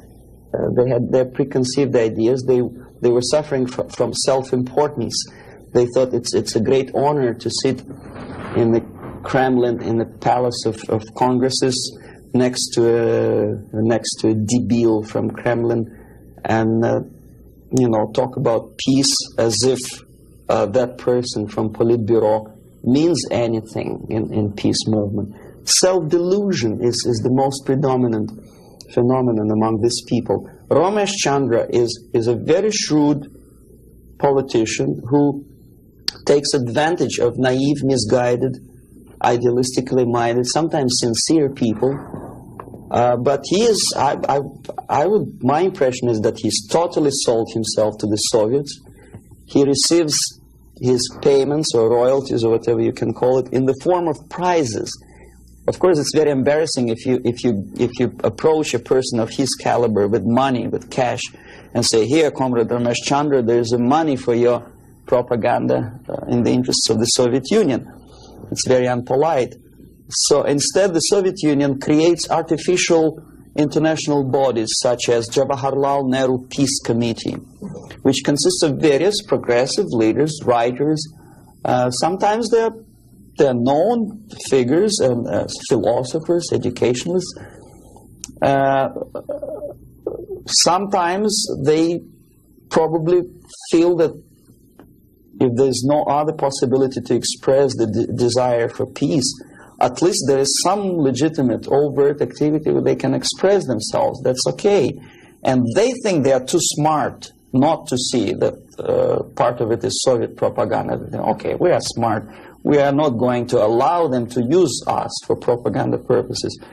This is wishful thinking, because after 5 or 6 visits to USSR, everything is paid by the Soviet government. After spending several vacations on a Black Sea coast in luxurious atmosphere with 2 or 3 nice girls, interpreters, lots of vodka and caviar, books published, vapid books which nobody reads in the United States, all of a sudden published in millions of copies in USSR in various languages, that tickles their ego. They think they're somebodies all of a sudden. It's difficult to resist the temptation. Ramesh Chandra is exactly that type of personality. He was approached at a very early stage, and he didn't have willpower and moral principles to resist the temptation, to resist the approach. And by now he's just a pawn in the game, high-ranking pawn. And if he is dismissed or dies natural death, there will be another, the line of people who would like to take his place. Yes, KGB takes very active part in the peace movement, and if these people were sincere as they say they are, they would start demonstrating in Kremlin, or I mean in Red Square, not in Washington, D.C., or in the Central Park in New York, or in Los Angeles. But they don't have courage, they don't have guts to go to Russia and protest against the nuclear armament of the Soviet Union. Therefore, I agree that they are misguided, but I think they are cowards. They are unprincipled, dishonest people. And there's no justification that they are misguided or poorly informed. It's their fault that they're poorly informed. There's enough information, there's enough possibility. In case of United States citizens, there's enough freedom to do what their consciousness should tell them to do. Go to Russia and protest against armament. It doesn't take much courage to take part in demonstration in Los Angeles. But if you're really genuinely concerned about peace, tell it to Brezhnev, tell it to Andropov, and we'll see how courageous and sincere you are. They don't do it. Well, the greatest strength, I think, is the basic principle of American democracy, common sense, and the value of the principles of private property and respect to human dignity and individual rights. The weakness is the permissiveness and lack of moral stamina, which, if you are a religious person could be interpreted as probably alienation from religion, alienation from God. Thinking too much in materialistic terms, thinking in short span of time for pragmatic advantages, disregarding the perspective of civilization. Some philosopher, I forget his name, I was a bad student in Moscow, said that the level of civilization is in direct proportion to the time span that human being thinks in future, for future. The least civilized people live today, this minute. The more civilized nations think about tomorrow, 10 years from now, 100 years from now. Well, this is one of the definitions of... Unfortunately, Americans are made to think in shorter and shorter time span terms. This is the greatest weakness. So therefore, enjoy life and make love, not war. I think that willpower and revitalization of traditional moral values and principles is the most desirable thing now, today. The sooner the better. The things, the principles and values on which the affluence and success of American civilization depends and based upon should be immediately revitalized and brought back to school programs, to media, and let's face it, propaganda. I'm not afraid of this word, unlike the left liberal journalists who think, oh, well, it's propaganda. I don't see anything wrong in propagating the basic moral principles and values on which America is built. Willpower, faith, unshakable faith that this country, this civilization is right and the enemy is wrong. No amount or no number of nuclear warheads and no size of the army will help United States to survive, whether there is nuclear war or conventional warfare. Vietnam proved very clearly that with all the technology, with all the supersonic bombers and napalm and whatnot, electronic gadgets and cold beer and Coca-Cola, you cannot defeat an enemy unless you are fighting and have faith in the righteousness of your fight. So that's the most urgent thing, I think. Wake up and convince yourself that you are on the right side. There should not be no neutralism or objectivity. Or objectivity is good when you are discussing philosophical concepts. In today's world, if you are neutral, you are already an enemy of your own country. You have to actively take part of your country, your side. One of the reasons of my defection is that I took side. I was decided to take part, to take choice, to make my own personal choice. For some strange reason today it's very fashionable, it's considered to be an intellectual chic, not to take sides. Academic media, academic circles, Hollywood stars, politicians, they think it's very fashionable, it's intellectual to be non-allied, non-committed, neutral. It's not intellectual, it's suicidal.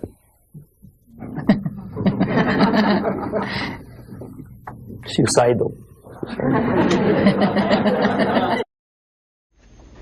Okay, I'll start with a short explanation. I'm going to show you some slides now. The things that you're going to see, there's nothing new actually. They're reproductions from various media organs in the United States, USSR. Probably you see these pictures 100 times a day. I'm going to give you a different viewpoint on the same things, same facts that you see, and probably don't take much trouble to understand and think what you are seeing. I don't know if you heard my introduction. I'm an ideological subverter, yes, from Russia.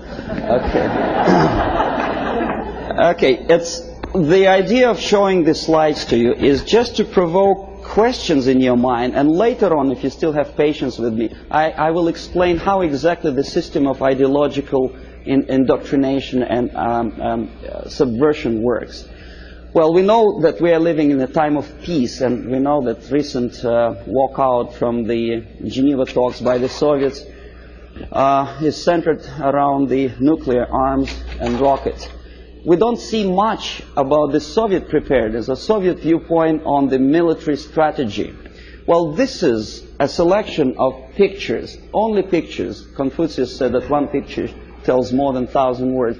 These pictures are from everyday newspapers in USSR. This is what the Soviet citizen looks upon every day. Basically, this is a militaristic spirit, pictures of foreign delegates observing the rockets passing the Red Square. The idea of invasion, unlike in the United States, is not being criticized by the Soviet media at all. On the contrary, it's being forcefully encouraged from the age of, say, 5 or 6 year old. Every Soviet student or schoolboy has to go through military training.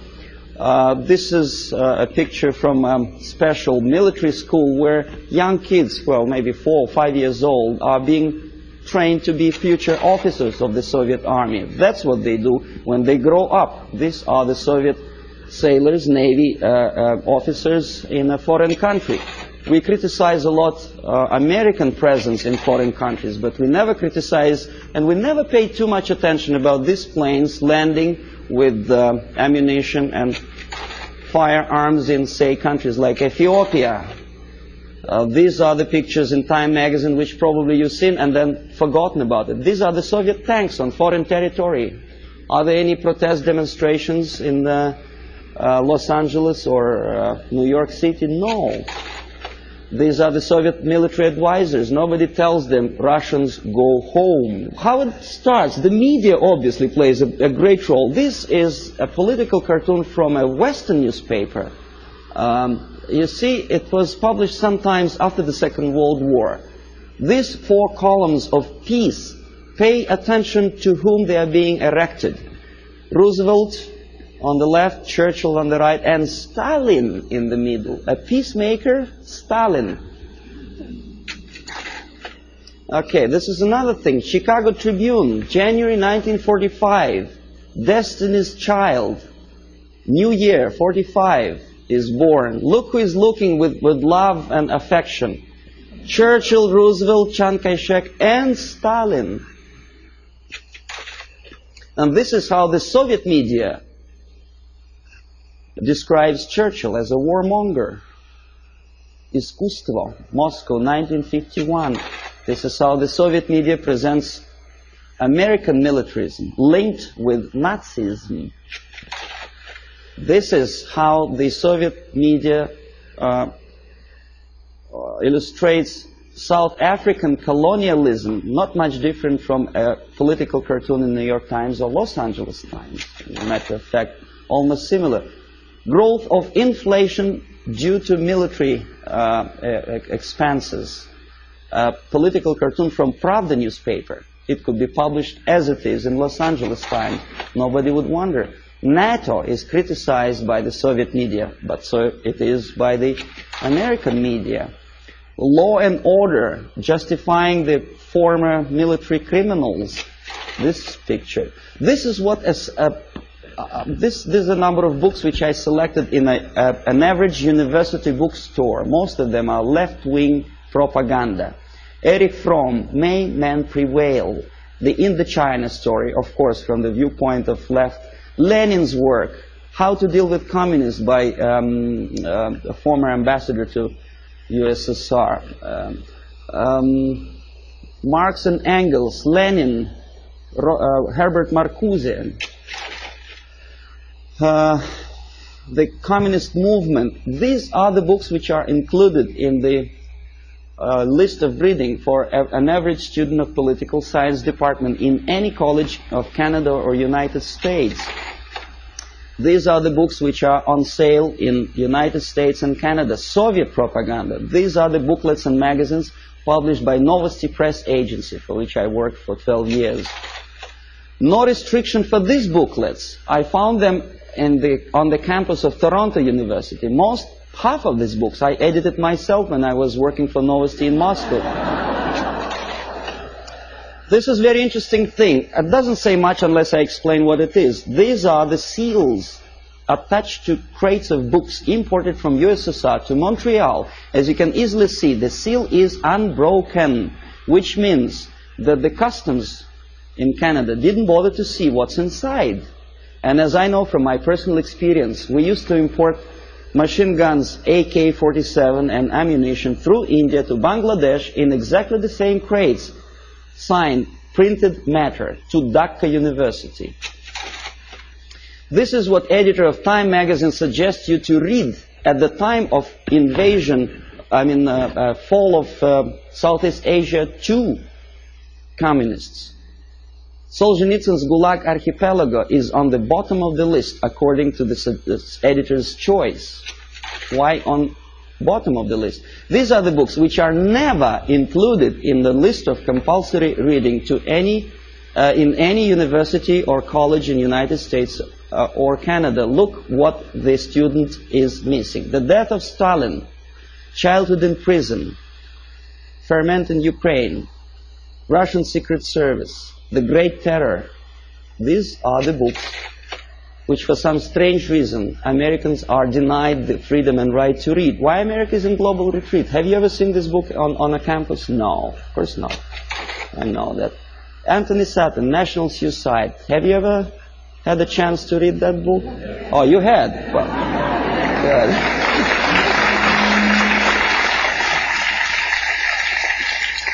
This is another very interesting thing. A description how drugs penetrate into Western society originated in communist world. For some strange reason, that textbook is never included in the list of compulsory reading for students of political science or international affairs.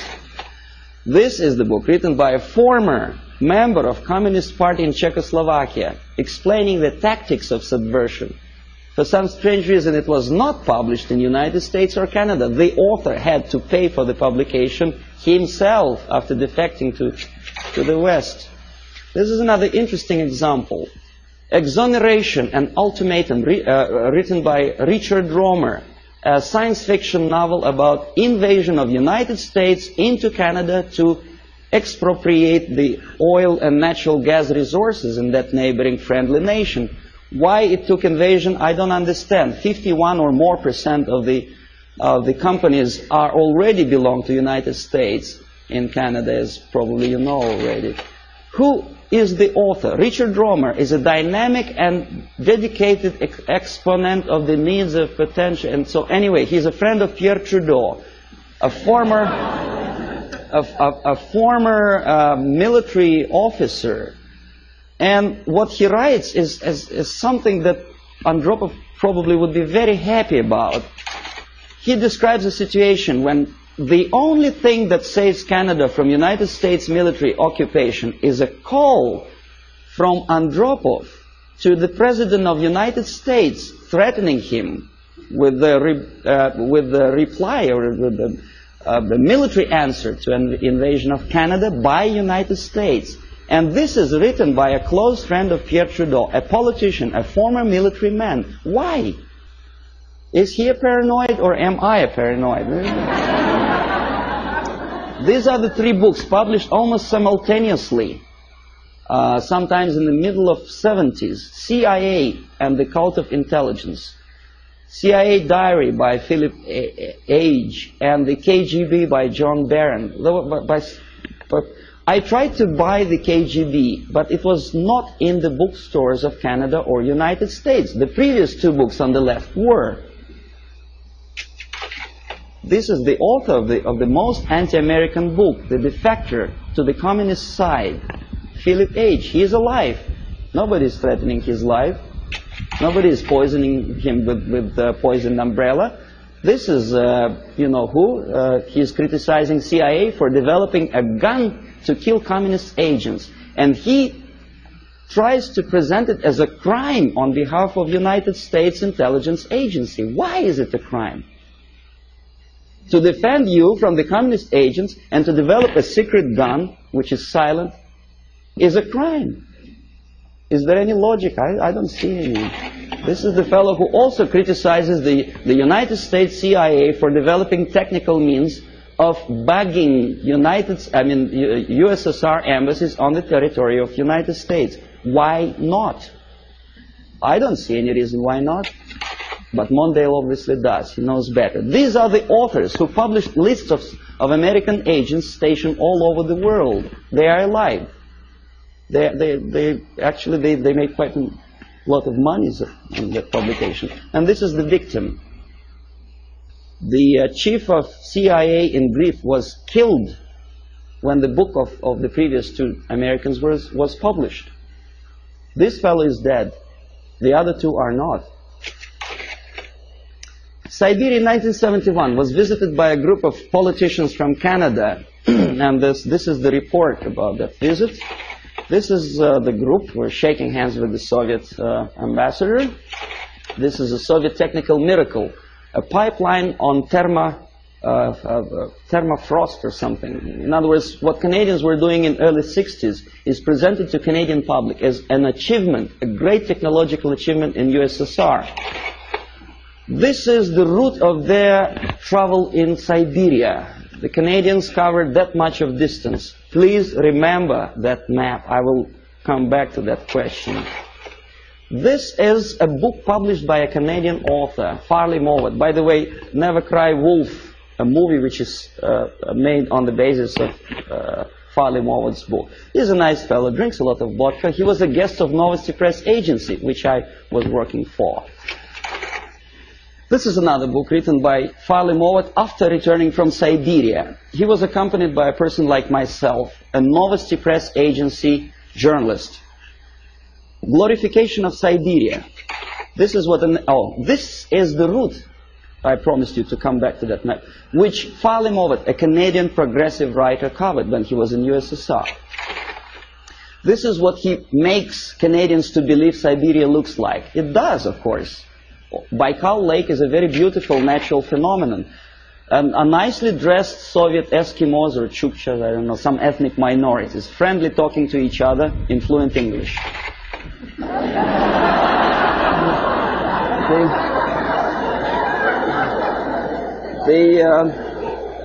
Nice motel somewhere in the middle of Siberia. Huge hydroelectric electrical projects. It is true, it is built, but they never mention by whom. And this is what I eventually wanted to show you. These are the two routes. First one in red ink by Canadian government delegation. In blue ink by the author Farley Mowat, accompanied by Novosti Press Agency. The black dots are locations of Soviet concentration camps. These people were shown the places where the slave labor is being used by the Soviet government, if you call them government. I call them junta of mass murderers. But there is not a single mentioning, not a word, that those beautiful electric stations were built by slave labor. This is what Canadian reader will never see in the report by Canadian politicians or the progressive writer Farley Mowat. You say, well, that's Russia. This is not a kindergarten. This is a prison for children of prisoners. These are the houses. If an American contractor would build a house like that, I think he will end up in jail.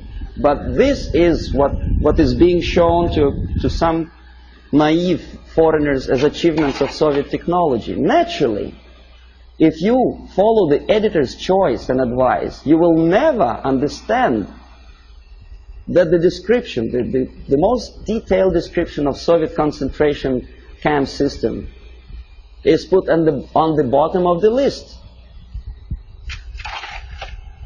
You say, well, maybe in USSR, the concentration camp is nothing surprising. Well, this is a concentration camp in Southeast Asia. In Cambodia. Same thing. Slave labor. This is what happens to slave laborers when they don't obey the orders. They are being executed, not by firing squad, because bullets are too expensive, by shovels, crushing skulls. This is the victory of communism for you. This is what happens to their children. And this is the originator of this slaughterhouse, Cambodian Premier Pol Pot, during interview with Time magazine. Very nice, plump, fatherly image. You are made to believe that Holocaust happened during the Second World War is something that may happen again. It may. But the originator of it may not necessarily be the Nazis. We don't have any Nazi submarines roaming around the shores of the United States and Canada. We have liberation forces. That's what Holocaust. This is happening right now after the so-called National Liberation Movement. This is a still from a movie, Holocaust, a television production. The Nazis are shooting the prisoners, the Jews. We are made to, well, it's horrible, of course, there's no denial. It happened many years ago, and the tactic which I will explain you later, if you have patience with me, is sidetracking your opinion from present danger to the past. From this is present time, this is past time. This is happening right now in Asia, Africa, and Latin America. Is there any movie about Holocaust which happens now? No. This is what happens in, well, it did happen in Rhodesia before it becomes Zimbabwe. It's a black girl, by the way, not a white one. This is the result of the socialist movement. These people were killed by those who are now in power in Zimbabwe. And we call them reverend bishops or whatever. This is the supply of Soviet arms to Rhodesia before it turned into Zimbabwe. And this is a very interesting picture. A poor South African is showing his internal passport, saying that there's no freedom and he has to live wherever he is assigned to live by the police. For some strange reason, not a single media outlet in the United States makes a comparison, because in Russia every citizen has a passport like that. And the Asian ethnics in USSR do not have the right to live in those areas which are designed for the whites, and the other way around. But we are getting emotional about this passport. Why not about Soviet passport? The answer is flowing in the wind, how they sing in the wind. Okay, the feeling of guilt. Open any magazine. There are lots of pictures like that. Hungry people asking for your dollar. Donation. Think about it. Emma De Leon has no one else to turn to except you. See how many pictures? I collected them within 1 week. And who helps them? Rock stars. Through United Nations, UNICEF. And how they use this money? They buy arms. Have you noticed that countries like Philippines never ask for donations? Why? Because they have free market system. Oh yes, they have military dictatorship, oppression of civil rights. But for some strange reason, only those countries which are already liberated by Marxists are asking for your donations. Why? And when they get these donations, will you be my friend? This is what Time magazine wants you to think. If not, the implication is this is what's going to happen. Kolwezi, when white miners stationed in this small country, African country, were murdered by so-called National Liberation Movement.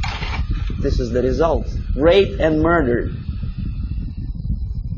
after your donations. And who is supporting these movements? Of course, United Nations. Okay, we'll come later on to the question of semantic manipulation. Everybody knows that United Nations is not united and it's not nations, but we continue to call them. I don't know how many people notice the striking similarity between the emblem of United Nations and emblem of the USSR. You think it's coincidence? The symbolism is obvious, unless you are blind, of course. And the creator of the United Nations Charter is an American, Alger Hiss, standing next to Comrade Molotov, sitting there on the left. We know he was a Soviet spy, but he is at large now. Alger Hiss, he's a lawyer, a respected citizen of the United States, a former Soviet spy. Well, you know, this guy is Daniel Ellsberg. He published secret papers of Pentagon. Why not of Soviet military-industrial complex? He is a respected citizen of the United States. Dr. Spock, Agony of Vietnam. I forget what's his name. Oh, yeah. How many men has to die before they understand I don't remember the lyrics of the song, but it was a very impressive song. When I was a Soviet student, I almost cried when I listened to that. And I thought, my God, what a nice fella. John Baez, very nice couple of kids. Jane Fonda, she was crying on location in Vietnam, beautifully filmed by American Hollywood filmmakers. What is she doing now? Did she ever defend both people? Did she say a word in defense of Vietnamese? Or say about horrors of coming out of this? No, she's busy preaching the health or whatever. And also, she takes part in demonstration against South African racism. Not about this. And not about this. This is liberation movement warriors. Jane Fonda didn't say anything about that racism. A black killed by blacks simply because he is anti-communist. That's just a symbolic picture. Okay, now next thing, I'm going to show you some slides which are also nothing sensational, but may provoke some questions in your mind. Maybe not.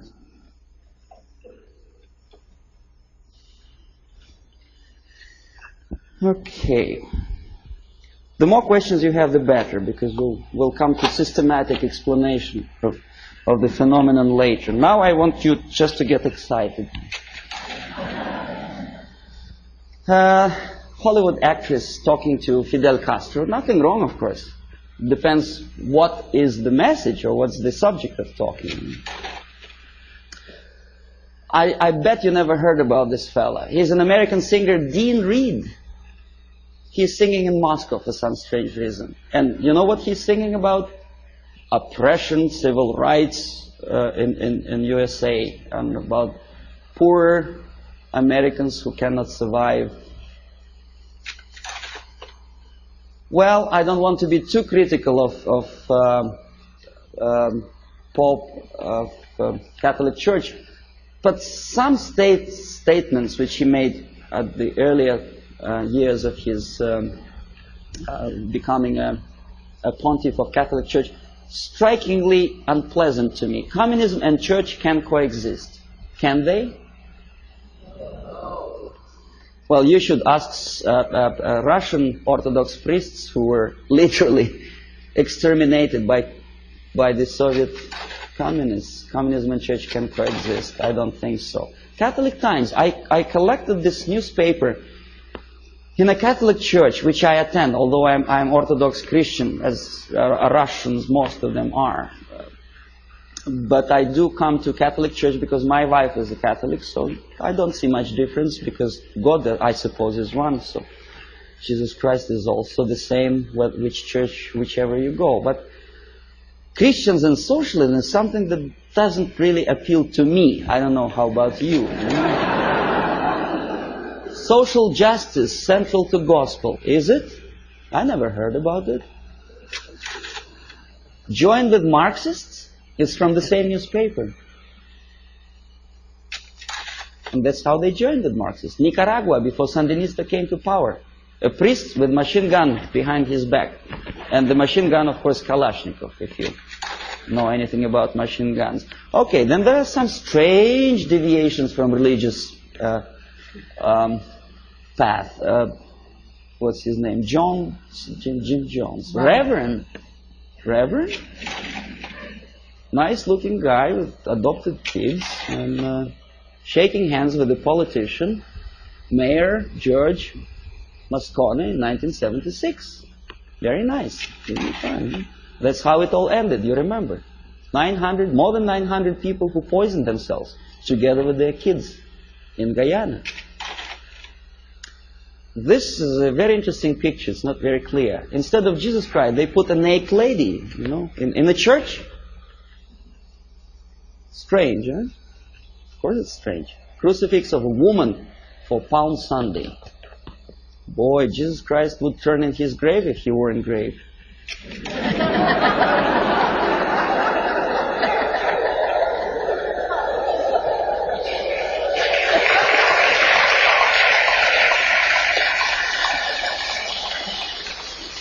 Now this is something that also indicates some strange occurrences within the framework of organized religion. In Struggle, a paper with hammer and sickle, published by a Canadian group of Trotskyites, very dynamic, extremely radical group.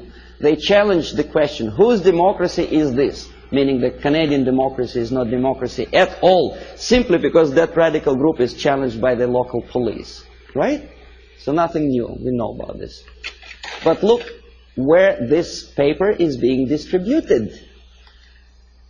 Political repression, Friday, October, Battle Street, United Church. Strange, huh? See, this is the same leaflet, enlarged. This is another thing. President Carter handed over an antique crown belonged to Church of Hungary to the present communist regime of Hungary. Why? I don't understand. To make them friendlier to church? I doubt. Feminist movement. I don't know how you feel about feminism. I don't think that to be equal with men, you have to politicize your movement. You cannot legislate equality. You have to be equal. But that distracts your mind from real issues of family, loyalty, and well, if you feel moral foundations, and they make a great political capital on that. First Lady of the United States sitting to some kind of, I forget what her name was, exposing her tits to the media. I mean, this is, and by the American media standards, this is something normal, acceptable. A First Lady of the United States together with a lady who burns her bra. I don't know. Well, ladies in the army, of course, I don't know what's your opinion. I never heard about girls in the Soviet army, especially in the infantry force, simply because when they have period, that may create a problem for invasion of, say, Afghanistan.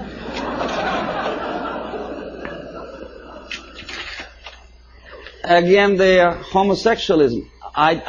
To be honest, me personally, I don't like the idea of homosexuality. I think it's unhygienic. But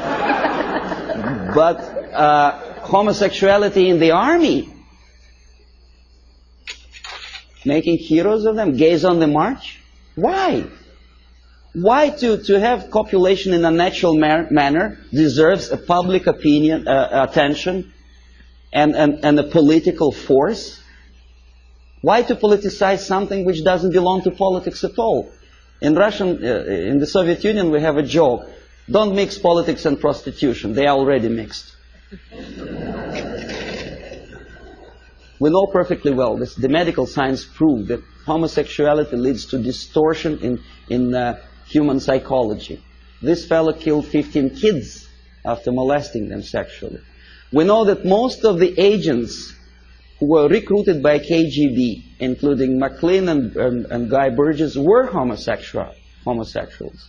But we are reading in the media that this is something acceptable. More than that, we are made to believe that these people deserve equal rights and respect. Well, that again is a debatable question, whether to like or not to like certain type of music. Me personally, I don't. These two nice ladies, one is younger, the other is a little bit older, both of them wanted, for some strange reason, to shoot President of the United States, defending the environment of the United States, the green trees and vegetation. Why it takes death of United States President to defend the environment, I don't understand. If you do, please explain.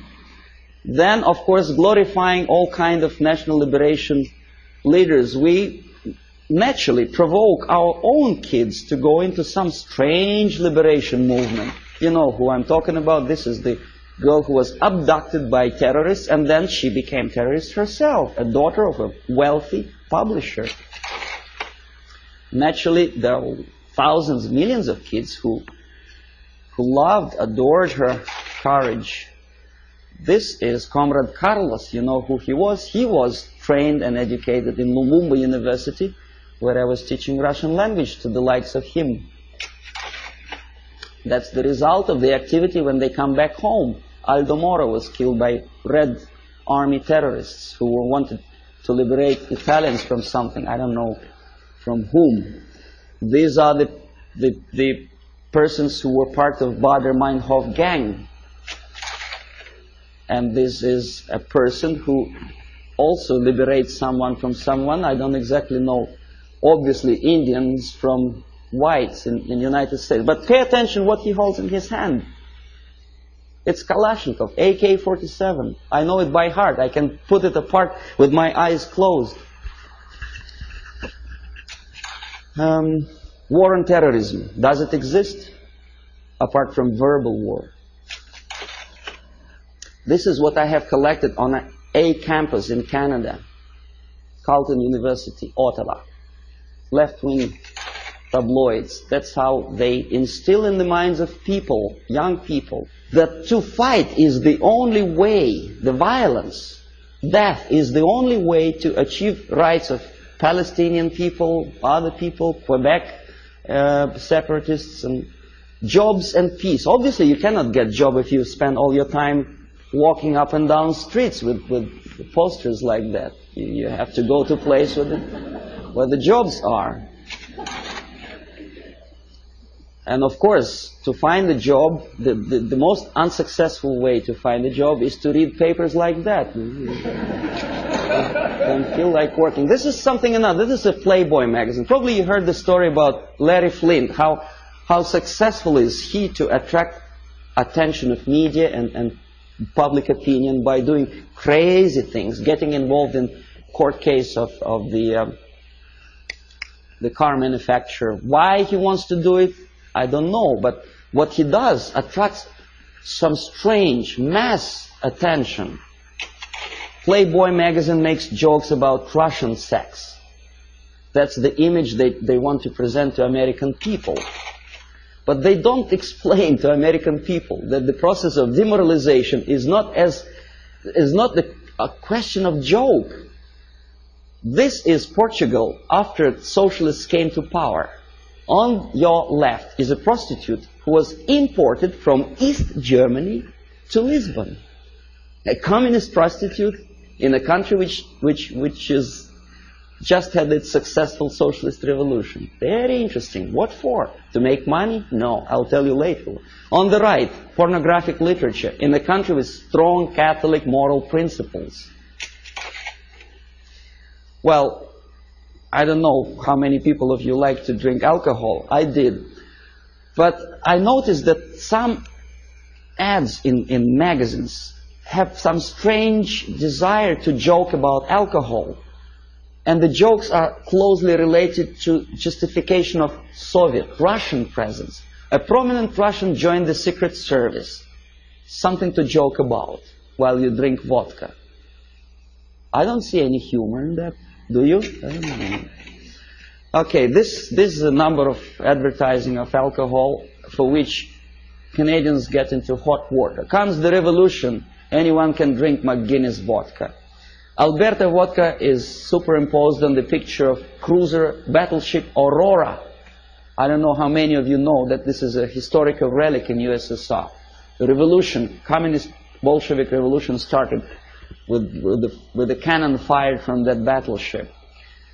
And obviously Soviet embassy was insulted, so they sent a protest note to Pierre Trudeau, and the picture was removed from the magazine. When I was teaching at Carleton University in Ottawa, my superiors forced me to do an IQ test with two groups of my students. The idea was to answer about 100 questions, to give answer, yes, no, or undecided. The more undecided or negative answers you give, the more, according to the compilers of this test, you are adaptable and useful to society.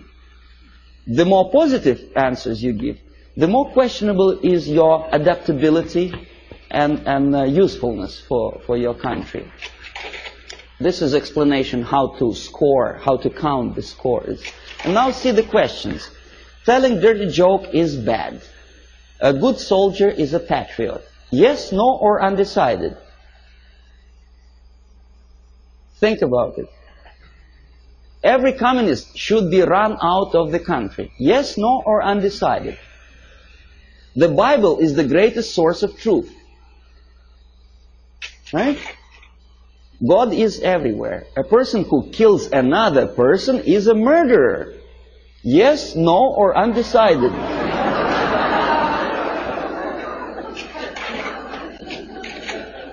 Okay, now, if you don't believe me, let's come back. See, I want to repeat you once again the conditions of the scoring.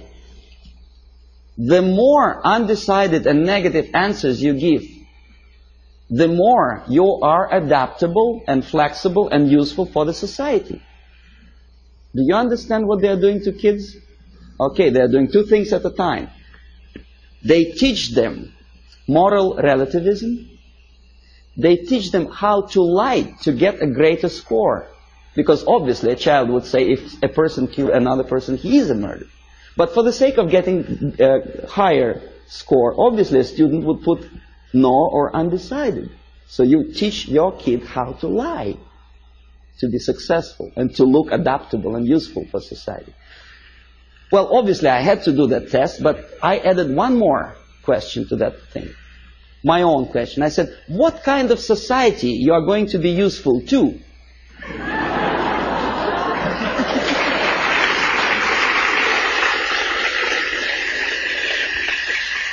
And most of my students give me an excellent answer. They say, a society where there is no moral principle, no respect to God, love, family, and working ethics. Very simple. They are not that stupid. Here we are, Comrade Brezhnev. Now, this is the picture from a Soviet magazine. Obviously, Soviet media tries to project their leaders in the most respectful way. Very impressive, very fatherly, very serious person. There is nothing surprising. What else is new? Of course. But this is Time magazine, an American magazine. The caption is not quite clear, but it says basically that Comrade Brezhnev doesn't give interview to Time magazine. The message is clear. He's a positive, caretaking person. He's too busy to take care of the world problems and economical problems in Russia. It's a very humorous caption.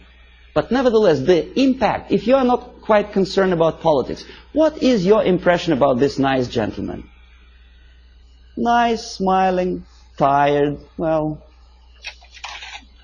And this is how media presents your leaders.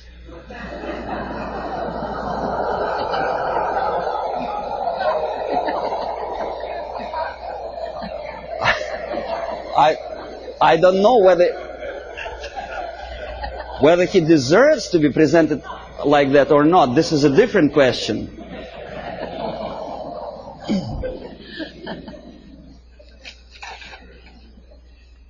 This is Prime Minister of Great Britain about 10 years ago, together with Beatles.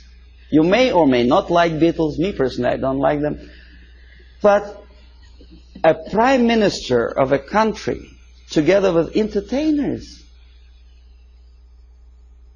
The Queen, Her Majesty Queen, knighted Beatles, a highest honor which previously in all times was given only to the most deserving patriots of the British Empire, was given to a bunch of monkeys.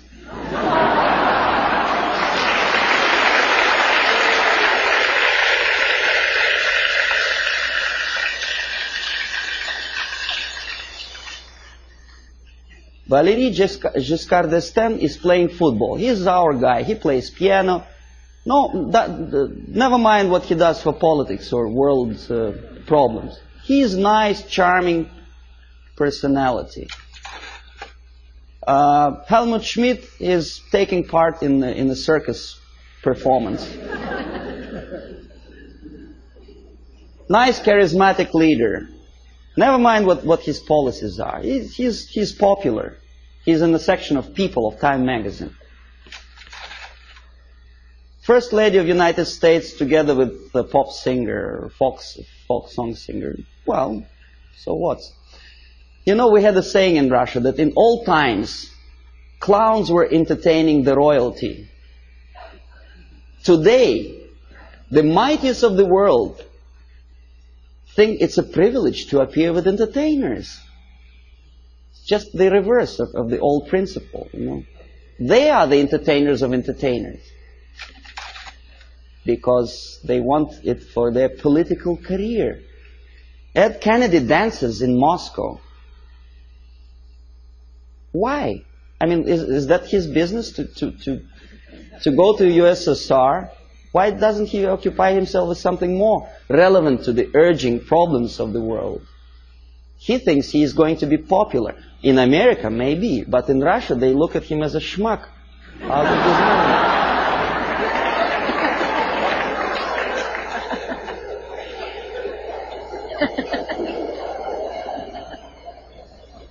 Senator McGovern is talking to a gorilla somewhere in Africa. Not the gorilla monkey, but a young member of National Patriotic Movement. The movement which is indoctrinated by the Soviets, armed and paid for. He thinks he's smart and he's something to admire. I bet the guys who are standing behind don't think this way at all. Well, Kissinger just by mistake is here. Would you buy a second-hand car from this?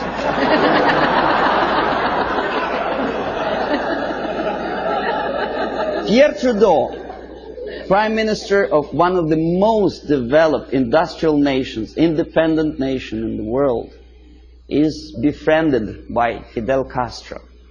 If you remember, Canada never stopped trade relations with Cuba, despite the urge from the United States government's administrations not to sell Cuba strategic technology and materials. No, he wouldn't listen to the United States. He smiles at Fidel Castro. Meanwhile, his wife, estranged wife, Margaret Trudeau, is talking to rock star. I forget his name. That's it. That's him, right? And he is posing for pictures like that. That's the Prime Minister's wife? That's her too. In French Riviera with some Hollywood actor. Why? 50 years ago, for a thing like that, a Prime Minister would have to resign. It's a shame for a nation. Not anymore. Okay, now détente. It's another debatable question. Why we are so happy, Comrade Nixon?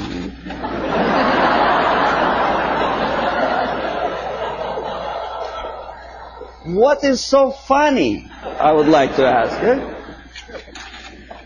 Yeah, smile again. Why?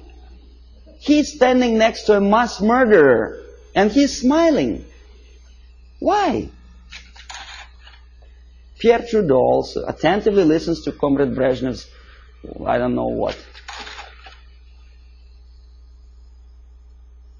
West German Chancellor is helping Comrade Brezhnev to stand up because the senile leader of Russia is unable to stand up without Western aid.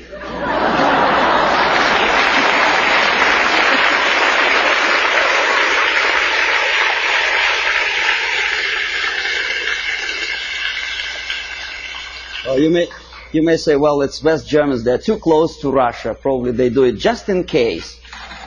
Okay, here's the same thing. Carter is helping. The president of the mightiest power in the world, United States, is helping Comrade Brezhnev. You remember the incident when Brezhnev almost stumbled down the staircase somewhere in Vienna, of course. And thanks to Carter, he didn't fall. Andrew Young is talking to a dictator in Africa.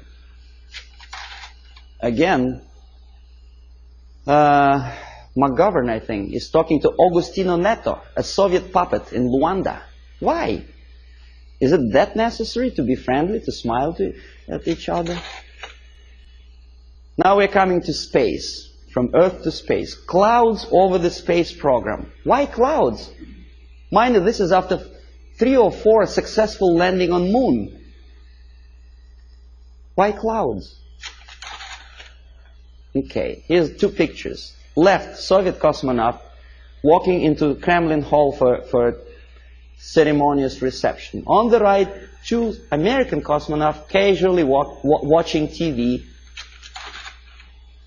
On the top, Soviet Politburo talking to the space pilots on orbit.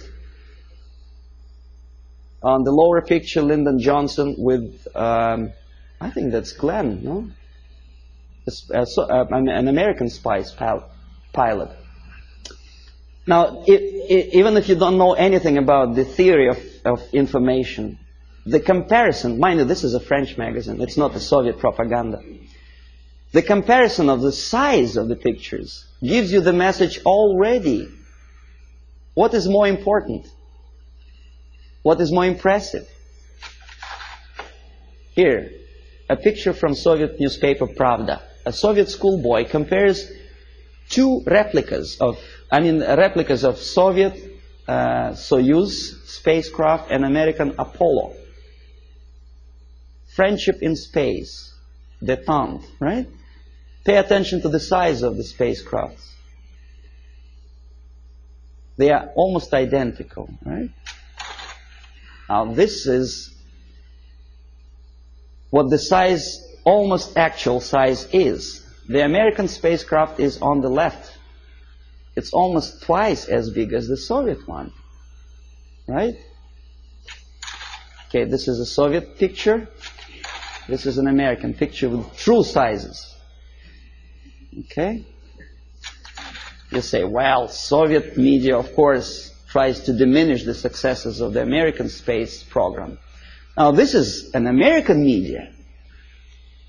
On the left, a Soviet moon walker or Soviet probe on moon. On the right side, an American space Volkswagen, as they say. It actually was used on the surface of moon. The sizes are almost identical, right? Wrong. The thing on the left is the size of a tea kettle. In other words, about 100 times smaller. But Time magazine does not explain it to the readers. An average person in the United States has an impression that the junk on the left is as important and as successful as the masterpiece of technology produced by American mind and ingenuity. Okay, you remember Skylab? There was a time when it was just about to fall down on the United States or any other country. And the Pentagon was very worried. There were pictures, there were discussions on TV. Some strange characters even started joking about it. See the Skylab target. A lot of emotions expressed about the failure of United States Skylab. A lot of bitter opinions were expressed about the unnecessary spending on space research. But when Soviet nuclear-powered satellite fell on the territory of Canada, there was no protest demonstrations, there were nothing like that. Nowhere in the world. Ask yourself why. According to some information, this was not a satellite at all. It was a flying atomic bomb. Canadians spent something like $15 million just to find the junk on their own territory. Thanks God it fell in inhabited areas of Canada, in Northwest Territories, where only penguins live. Well, what if it fell on Toronto? A flying nuclear bomb? Oh boy. But no protests. Here, Soviet ambassador Anatoly Dobrynin happily looking at the linking of American and Soviet spacecraft. In where? In American Grounds Control Center. This is a picture from Time magazine. This is also a picture from Time magazine. Soviet citizens are watching the same moment, linking of spacecraft. Think about it. Compare. Here, happiness. On the right, American representative of the NASA and Dobrynin, very happy. That's how ordinary Soviet citizens think about the farce in space. They understand perfectly well that linking spacecraft in space is just a fake. It doesn't mean anything. Look at their faces. They are sad. A dream was realized. Was it worth the price? Pessimistic question, right? After all the successes of American space program, the media tries to instill in your mind a doubt, pessimism. Why? Oh, this is a frog. I don't know how much you know about frogs. I'll tell you that a frog can see a mosquito only if it moves across the area of its vision. If a mosquito quietly sits on a grass blade, the frog doesn't notice it. That's the attitude of American media. They do not notice problem unless it moves, and moves close to Hilton where they station.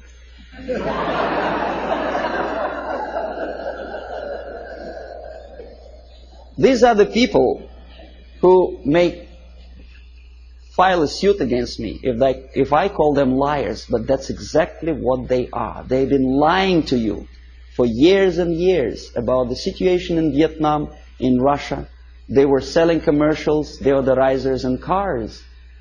And they sold you a rotten information, disinformation of what happens in the world. They have a vision of frog, but they look like semi-gods to you. And if I challenge their credibility, probably the people will call me a paranoid or a very nasty person. I may be a nasty person, but that's my opinion. I was a person who used to take these people for a ride when I was working for the Soviet side. Okay, if you don't believe me, here, one of the most conservative newspapers, in this particular case it's a Canadian newspaper, the Globe and Mail, editorial page. Nothing special, right? The malaise of liberal democracies. Saving Bhutto, former president of Pakistan, called priority. And then there is another article on the right here. U.S. out to dominate Pacific, Russians claim. Well, obviously somebody's opinion, right? Nothing unusual for an average reader. Russians claim that United States out to dominate Pacific. The idea is that, well, United States is obviously aggressive and they want to dominate something and Russians are unhappy about it. Somebody says. You read an article and probably you may agree or disagree, but you have a feeling, the message of urgency. The nasty Americans again out to dominate Pacific. Now look who is the author. Alexander Malishkin, Novosti Press Agency. Not a word. Who is Malishkin and what is Novosti Press Agency?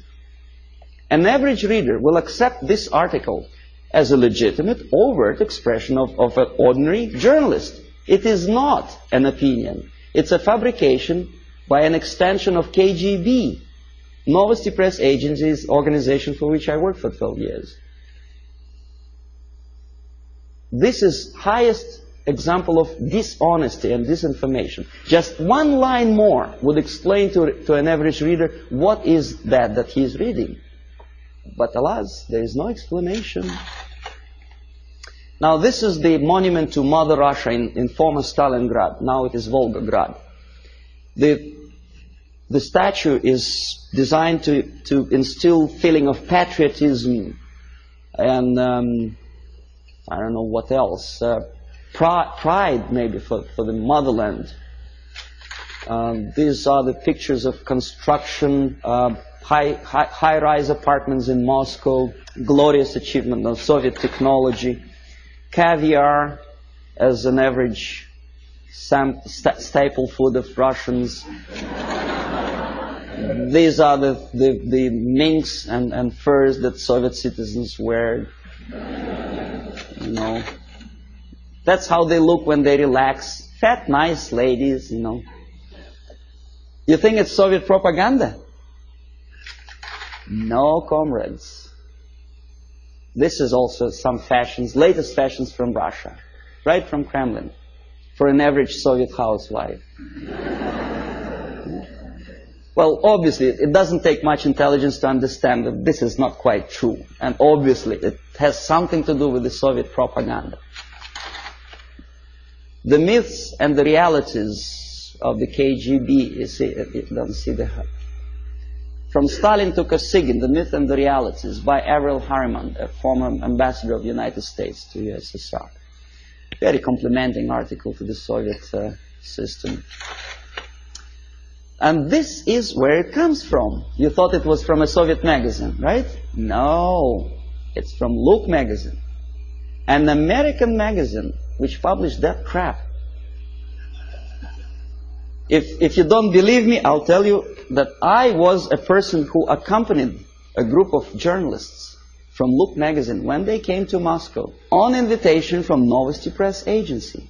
I made them to publish that thing, for which I was awarded, I received the bonus, a free ticket to Italy for a week.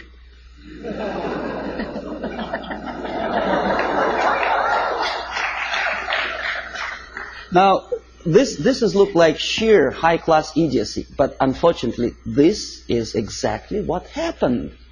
It didn't took me much effort to convince the Americans, to tell the American journalists from Look magazine, to bring back this magazine, to dedicate the whole issue to the glorious anniversary of Soviet Revolution. This is what you were reading in your American magazine. This is how an average American perceived the Soviet way of life. A happy Soviet citizens. This is what an average girl in Russia wears. This is what they eat and drink. This is how they build their apartment houses. And this is how they're fiercely patriotic. Amazing. Anyway, so I will explain you how it all happens.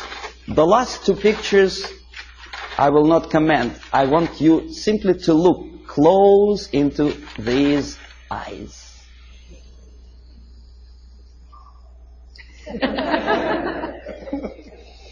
This is the person who wants to liberate you. Wanted, at least. Not anymore. He is dead. But there are many other people with the same type of eyes. If I were a deeply religious person, my answer to that picture would be, these are the eyes of a Satan. He is. Nice fellow, right? United Nations celebrated back in 1969, I think, the 100th anniversary of his birthday. The greatest leader of mankind. God forbid us to have leaders like that. Well, that's all. For that.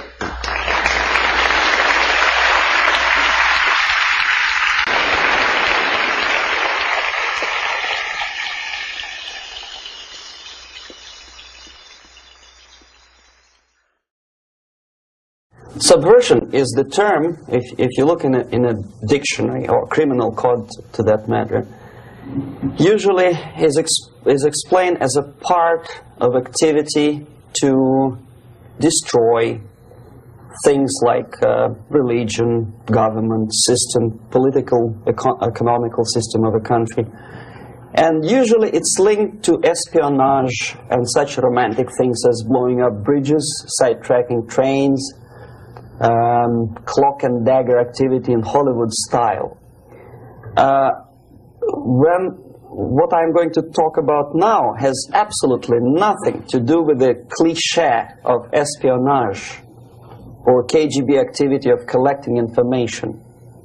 So the greatest mistake or misconception, I think, is that whenever we are talking about KGB, for some strange reason, starting from Hollywood movie makers to professors of political science and quote-unquote experts on Soviet affairs, or Kremlinologists as they call themselves, they think that the most desirable thing for Andropov and the whole KGB is to steal blueprints of some supersonic jet, bring it back to Soviet Union and sell it to the Soviet military-industrial complex.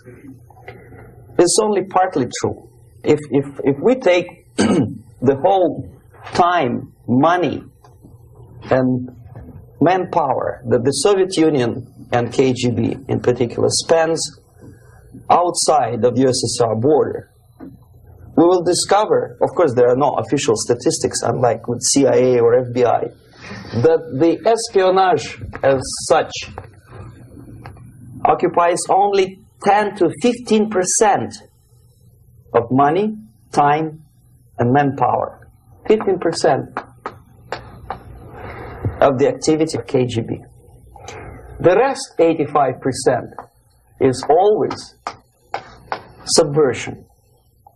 And unlike a dictionary of English, Oxford Dictionary, subversion in Soviet terminology means always a destructive, aggressive activity aimed to destroy the country, nation, or geographical area of your enemy. So there's no romantics in there, absolutely. No blowing up bridges, no microfilms in Coca-Cola cans, nothing of that sort. No James Bond nonsense. It's most of this activity is overt, legitimate, and easily observable if you give yourself time and trouble to observe it. But according to the law and law enforcement systems of the Western civilization, it's not a crime. Exactly because of misconception, manipulation of terms. We think that subverter is a person who is going to blow up our beautiful bridges. No. Subverter is a student who comes for exchange, a diplomat, an actor, an artist, a journalist like myself was 10 years ago. Now, subversion is an activity which is a two-way traffic. You cannot subvert an enemy which doesn't want to be subverted. If you know history of Japan, for example, before 20th century, Japan was a closed society. The moment a foreign boat comes to the shores of Japan, the Imperial Japanese Army politely tells them to get lost. And if American salesman comes to the shore of Japan, let's say 60 or 70 years from now back, and says, oh, I have a very beautiful vacuum cleaner for you, with the good financing, he says, please leave us, we don't need your vacuum cleaner. If they don't leave, they shoot them to preserve their culture, ideology, traditions, values intact. You were not able to subvert Japan. You cannot subvert Soviet Union because the borders are closed. The media is censored by the government.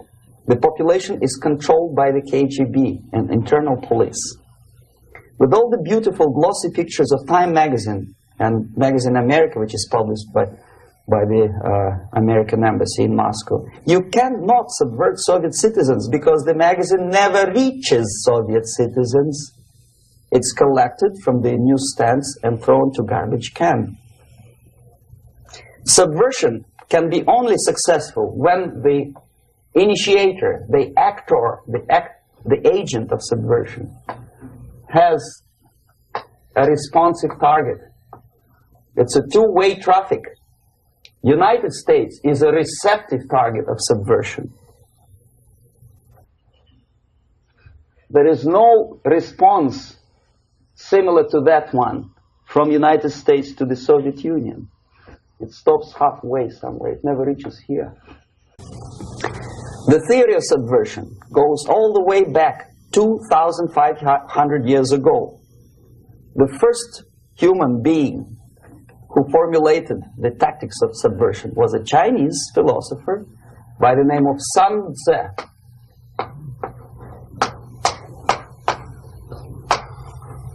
2,500 years BC. He was an advisor for several imperial courts in ancient China. And he said, after long meditation, that to implement state policy in a warlike manner, it's the most counterproductive, barbaric, and inefficient to fight on a battlefield. You know that war is continuation of state policy, right? So if you want successfully to implement your state policy, and you start fighting, this is the most idiotic way to do it.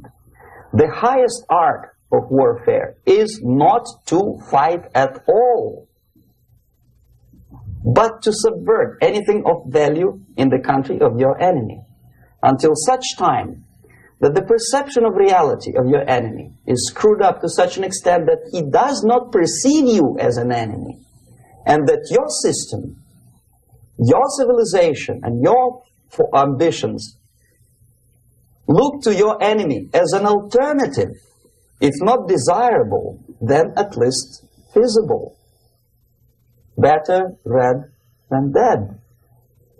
That's the ultimate purpose, the final stage of subversion, after which you can simply take your enemy without a single shot being fired, if the subversion is successful. This is basically what subversion is.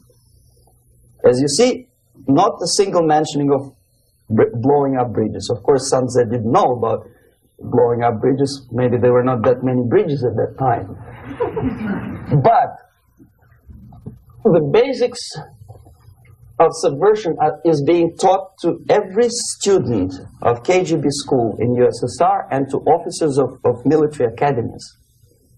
I'm not sure if the same author is included in the list of reading for American officers, to say nothing about ordinary students of political science.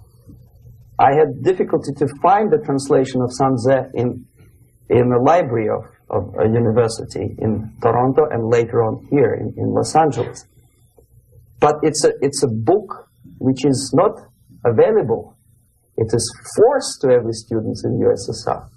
Every student who is taught to be dealing further in his future career with foreigners. What subversion is? Basically, it consists of 4 periods, time-wise. If we start from here and go this way, time, right? This is the beginning point. The first stage of subversion is the process which is called, basically, demoralization. It says for itself what it is.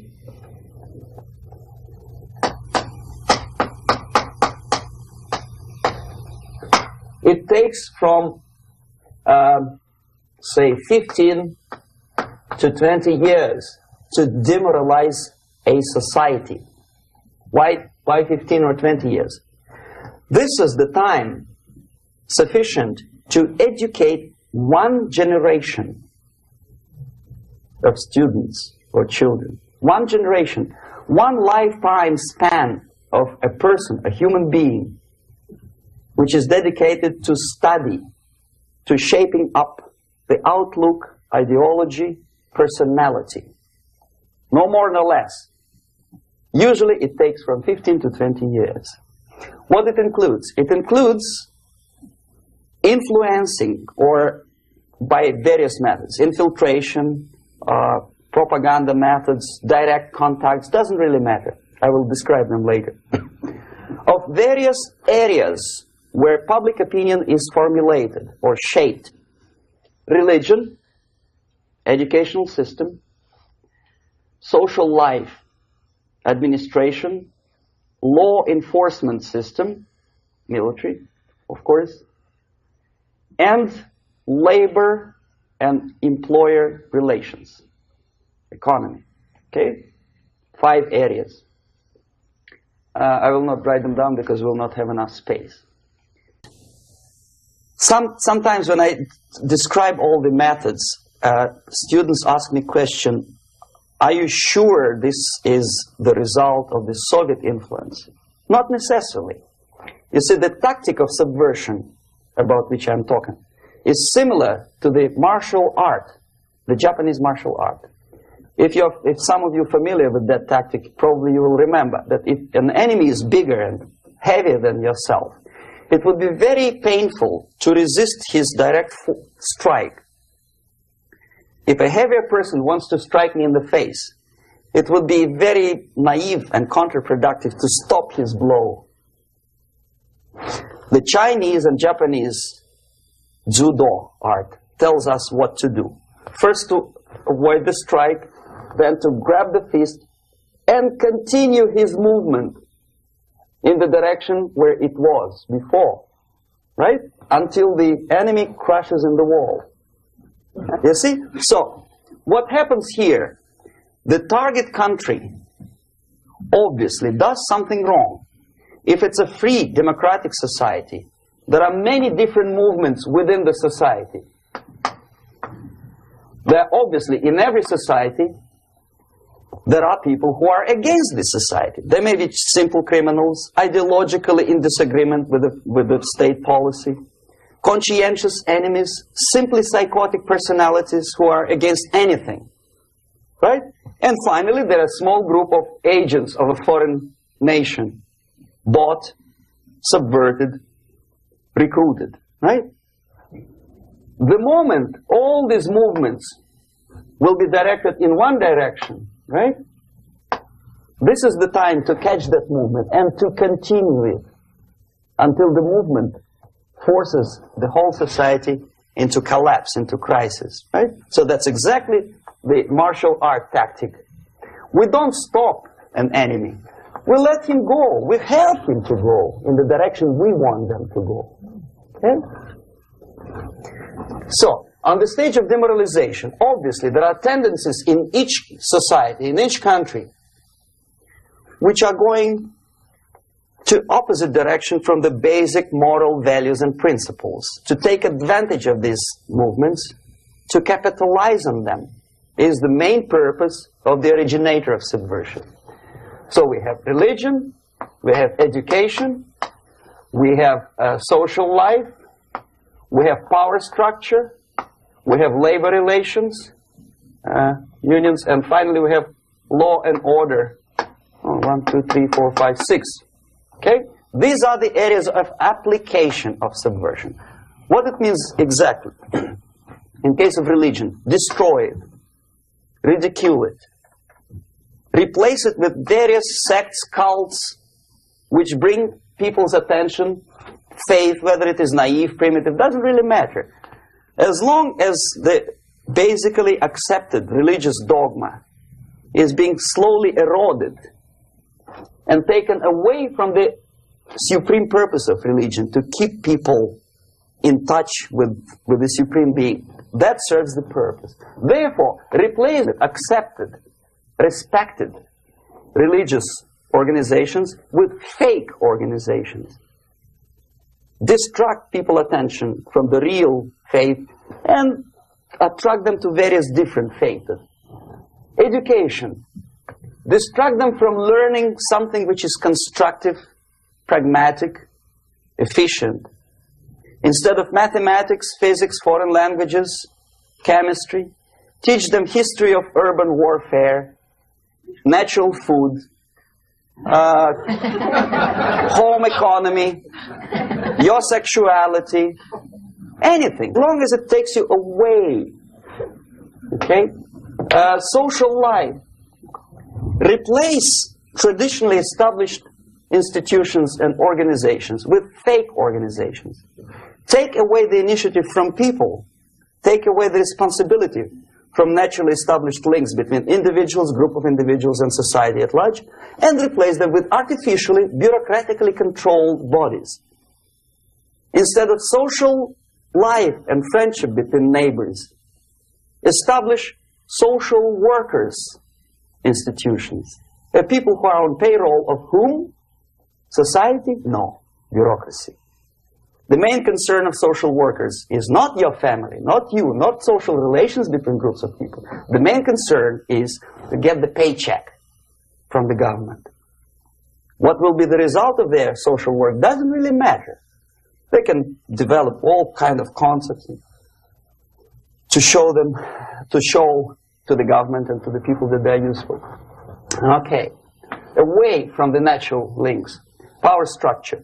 Okay, the natural bodies of administration, which are traditionally either elected by people at large or appointed by elected leaders of society, are being actively substituted by artificial bodies. The bodies of people, groups of people, whom nobody elected. Never. As a matter of fact, most of the people don't like them at all, and yet they exist. One of such group is media. Who elected them? How come they have so much power? Almost monopolistic power on your mind. They can rape your mind. But who elected them? How come they have a nerve to decide what is good and what is bad for the elected by you, president, and his administration? Who the hell are they?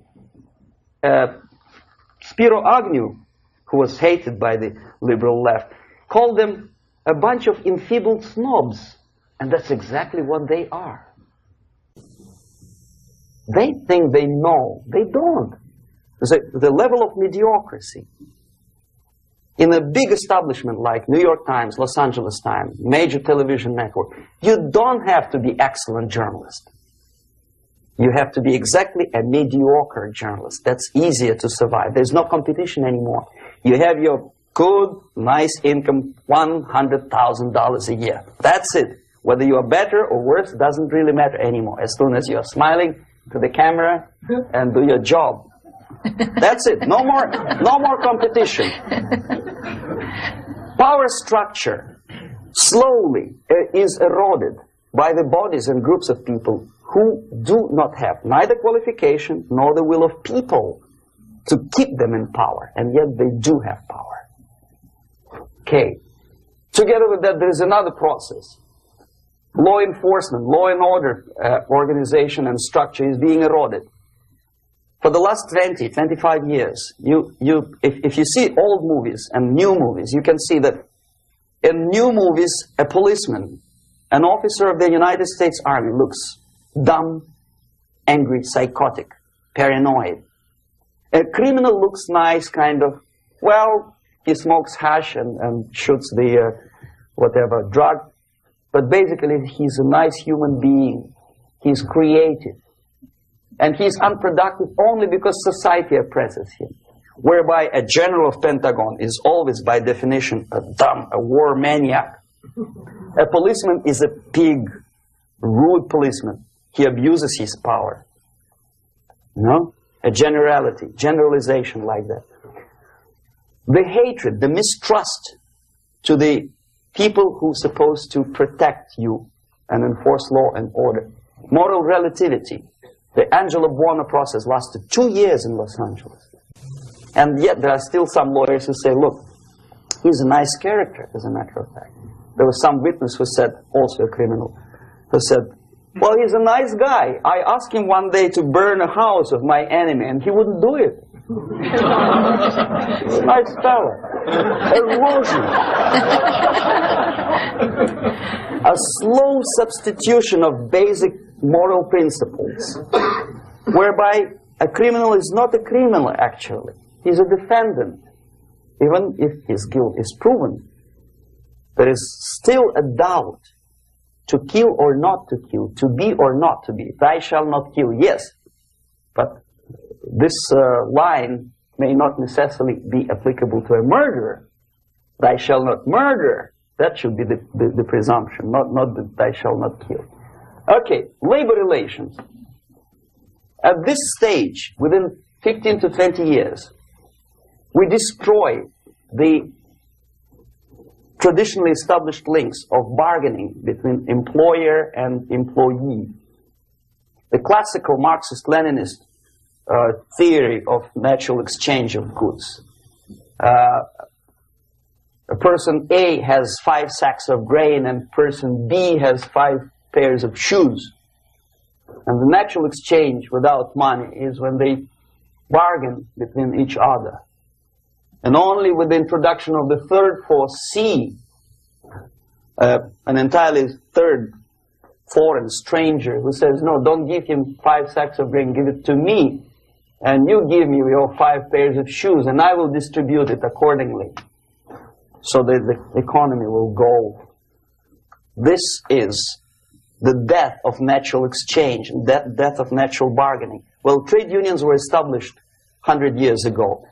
The objective was to improve working conditions and to protect the rights of workers from those employers who were abusing their right because they had more money.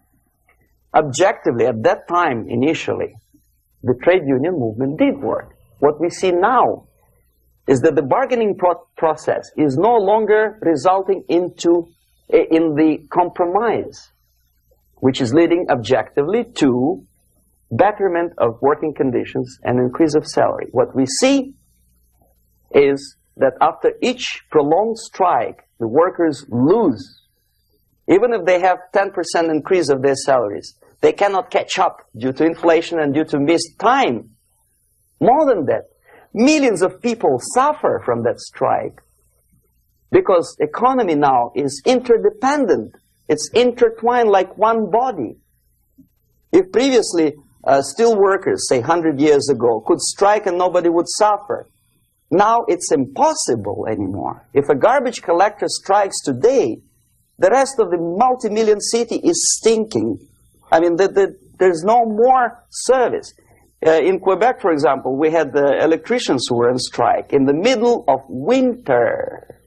You can freeze your bottom, and they still were on strike. Did they catch up with the salary? No, they lost. Who benefited? The leaders of trade unions. What is the motivation for strike? Improving of a workers' condition? No, obviously it's not. Then what is it? Ideology. To prove to these capitalists. And the obedient horde of workers, like sheep, follow these people. And they cannot disobey. Why? Because if they do, you know what happens to them.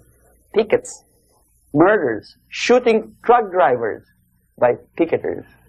In Montreal, for example, I saw with my own eyes when I was correspondent of CBC International, Canadian Broadcasting Corporation, when the workers of aircraft factory destroyed computers and the equipment in the factory.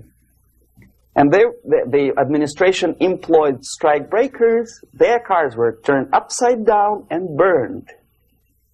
Their houses were burned. Their kids were intimidated. And some victims were there. Of that we can be sure. Why? To improve conditions of workers? No. Ideology. Okay, so this is what happens basically. It may or may not happen without the help of the Soviet Union. But the natural tendencies are being greatly taken advantage of and capitalized by the Soviet propaganda systems. How? Whenever trade union strikes, we have influx of propaganda, mass media, ideological dissemination. The workers' right, and we repeat it like parrots. Yes, workers' right. Whose rights? Workers? No. The only freedom of worker to sell his labor according to his own desire and will is taken away from him. By whom? By trade union boss. Unlimited power is given. Responsibility. I want to sell my labor not for $2.50 an hour, but for $2. I don't have right. My freedom is denied to me. I know that if I sell my work for $2 an hour, not for $3 an hour, I will compete better with the other guy who is lazy and more greedy. I don't need $3. I need only $2. No, I was made to believe by media, by business, by advertising agencies that I need more and more and more. Have you ever heard any advertising on TV to consume less? No. No way. Whether you need a 6-cylinder car or not, you have to buy it. And hurry up. When I was driving here on the local radio station, an excited announcer said, "You hurry up, rush and save, save, save. There is a pantyhose sale." Save by buying more. See? Of course. It would be too naive to expect that KGB makes that advertising agency to do such a crazy commercial. No, of course not.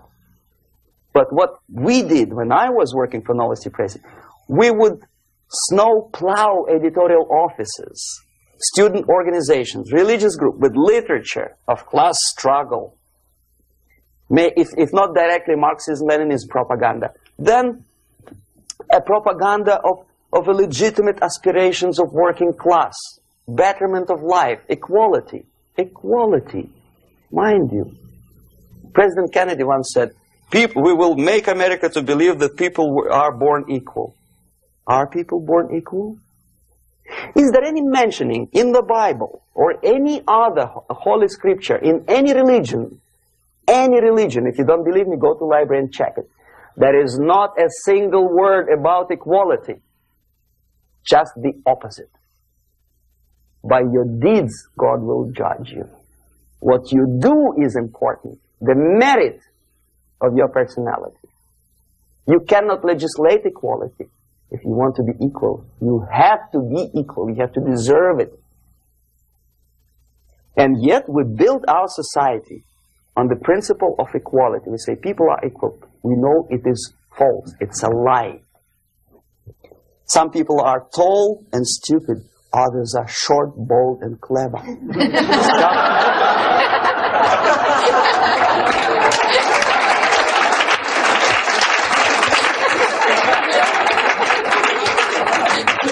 If we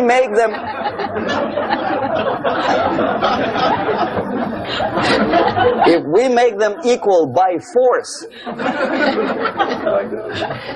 if we put the principle of equality in the basis of our socio-political structure, it's the same thing as building a house on sand. Sooner or later it will collapse, and that's exactly what happens.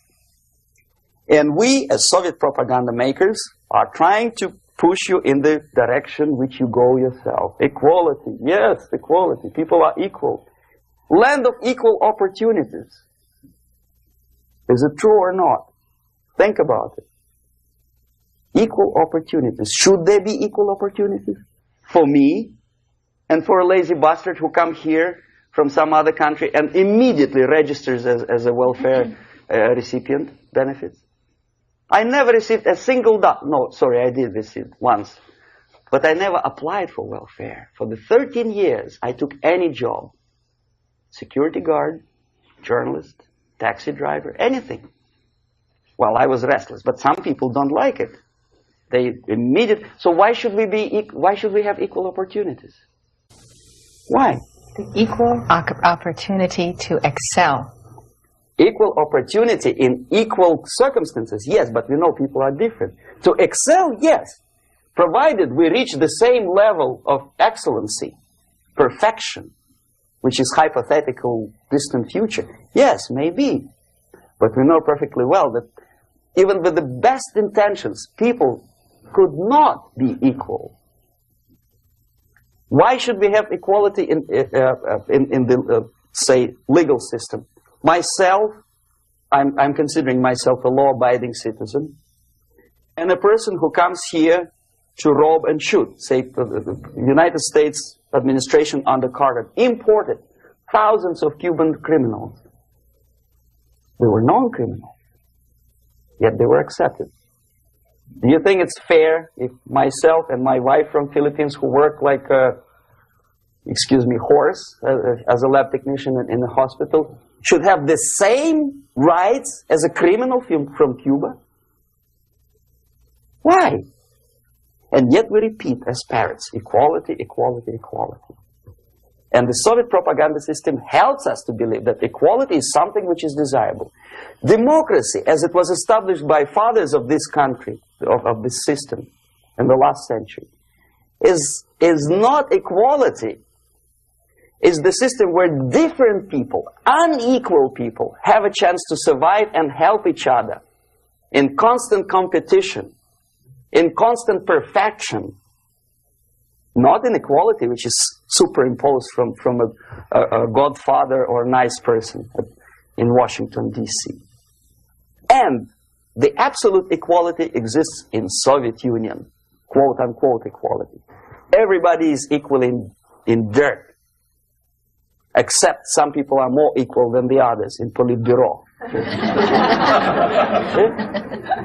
So, the moment you bring a country to the point of almost total demoralization, when nothing works anymore, when you are not sure whether it is right or wrong, good and bad, but there's no division between evil and good, when even the leaders of church sometimes say, well, violence for the sake of justice, especially social justice, is justified in countries like Nicaragua, El Salvador, well, maybe Rhodesia. And we listen to them and say, yeah, probably it's true. Is it true? No, it is not true. Violence is not justified, especially for the sake of quote-unquote social justice introduced by Marxist-Leninists. That is my former colleague from Novosti Press Agency. Okay, so we reach that point. The next step is destabilization.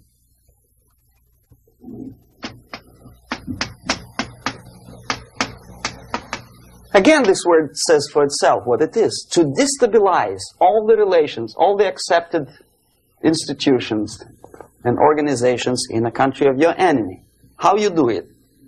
You don't have to send a battalion of KGB agents to blow up bridges. No. You let them do it themselves. The area of application is, again, it's narrower now. Not like the previous case. The overt legitimate actions of the KGB in this case would be hardly noticeable. There is no crime if a professor who recently went to USSR introduces a course of Marxism-Leninism in a Californian college, for example. Nobody is going to come to his doorstep and say, okay, mister, come, you're under arrest. No, it's not a crime. It's not even considered a moral crime against your country. So the area of application here is narrowing down to economy, again, labor relations, right? To law and order, plus military. And economy, law and order. Yes, and again, the media, but wider scope, little bit different. I'll explain it later. Okay, basically 3 areas. Economy. The radicalization of bargaining process. If on that stage we still could achieve, theoretically, some positive compromise between the negotiating sides with say, arbitrary, introduction of arbitrary judges, a third side, objectively judging the demands of both sides. Here it's radicalization. On the stage of destabilization, we cannot come to compromise even within a family. The husband and wife couldn't figure out which is better. Husband wants his kids to eat at the table, and wife wants a child to roam around the room and drop food all over the floor. They cannot come to compromise unless they start a fight. It's impossible to reach a compromise, constructive compromise, between neighbors. Some people say, I don't like you to watering your lawn at that time because exactly at that time I'm walking my dog and he's getting nervous. He cannot pass his bowels, you know. So they cannot compromise. They go to a civil court or something like that. Radicalization of human relations. No more compromise. Fight, fight, fight. The normal, traditionally accepted relations are destabilized. The relations between teachers and students in schools and colleges fight. The relations between, in economical sphere, between laborers and employers are further radicalized. No more acceptance of the legitimacy of demands of workers. Unlike Japanese, with the theory Z, if you ever heard about it, where the workers are involved in the decision-making process, therefore they don't have moral incentive to fight their bosses. In the United States, it's just the opposite. The harder is the fight, the better. The more heroic they look. When the Greyhound network was on strike recently, the correspondents of local TV networks all over the United States were approaching the strikers, and they say, oh yes, we are doing something nice. They look like heroes, and they were proud. There was some family, the husband was bus driver. Now they decided in a protest against the bosses to camp somewhere in the forest. And they were presented to the audience as a heroic, nice people.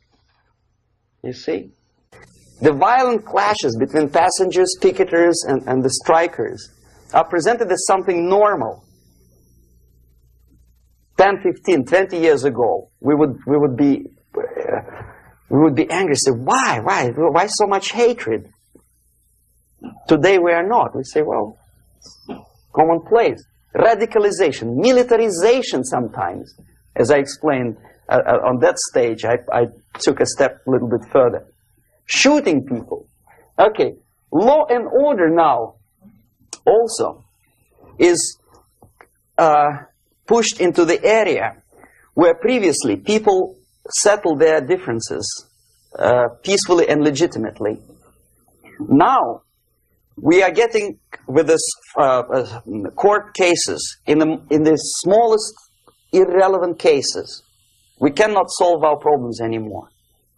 The society at large becomes more and more antagonistic between individuals, between groups of individuals, and the society at large. The media puts himself in the opposition to the society in general, at large. Separate, alienated. Okay? On that stage, you remember I was talking a couple of hours ago about the sleepers. That's when the students from, say, United States, if they are trained in Lumumba University, or developing nations, that's the students I was dealing with, are being sent back from the Soviet Union here. Or if they were already in the United States, in the country, which is the object of subversion, they spring to action. The sleepers go up. They slept for 15 to 20 years. Now they become leaders of groups, preachers, I don't know, public figures. Prominently they actively include themselves in a political process. All of a sudden we see a homosexual. 15 years ago he did his dirty job and nobody cared. Now he makes it a political issue. He demands recognition, respect, human rights, and he rallies a large group of people. And there are violent clashes between him and police, his group and ordinary people, no matter what. It's black against white, yellows against green, doesn't matter where the division line goes. As long as this group come into antagonistic clash, sometimes militantly, sometimes with firearms, that is destabilization process. The sleepers, many of whom are simply KGB agents, become leaders of the process of destabilization. Doesn't mean that Comrade Andropov sends Comrade Ivanov to the United States. The person who takes care is already here. He is a respected citizen of the United States. Sometimes he gets money from various foundations for his legitimate struggle for, I don't know, human rights, women's rights, kid lib, prison lib, whatever. There are sympathetic Americans who donate their money to him. This stabilization process usually leads directly to the process of crisis. In case of developing nations, that's the area where I was active. The process starts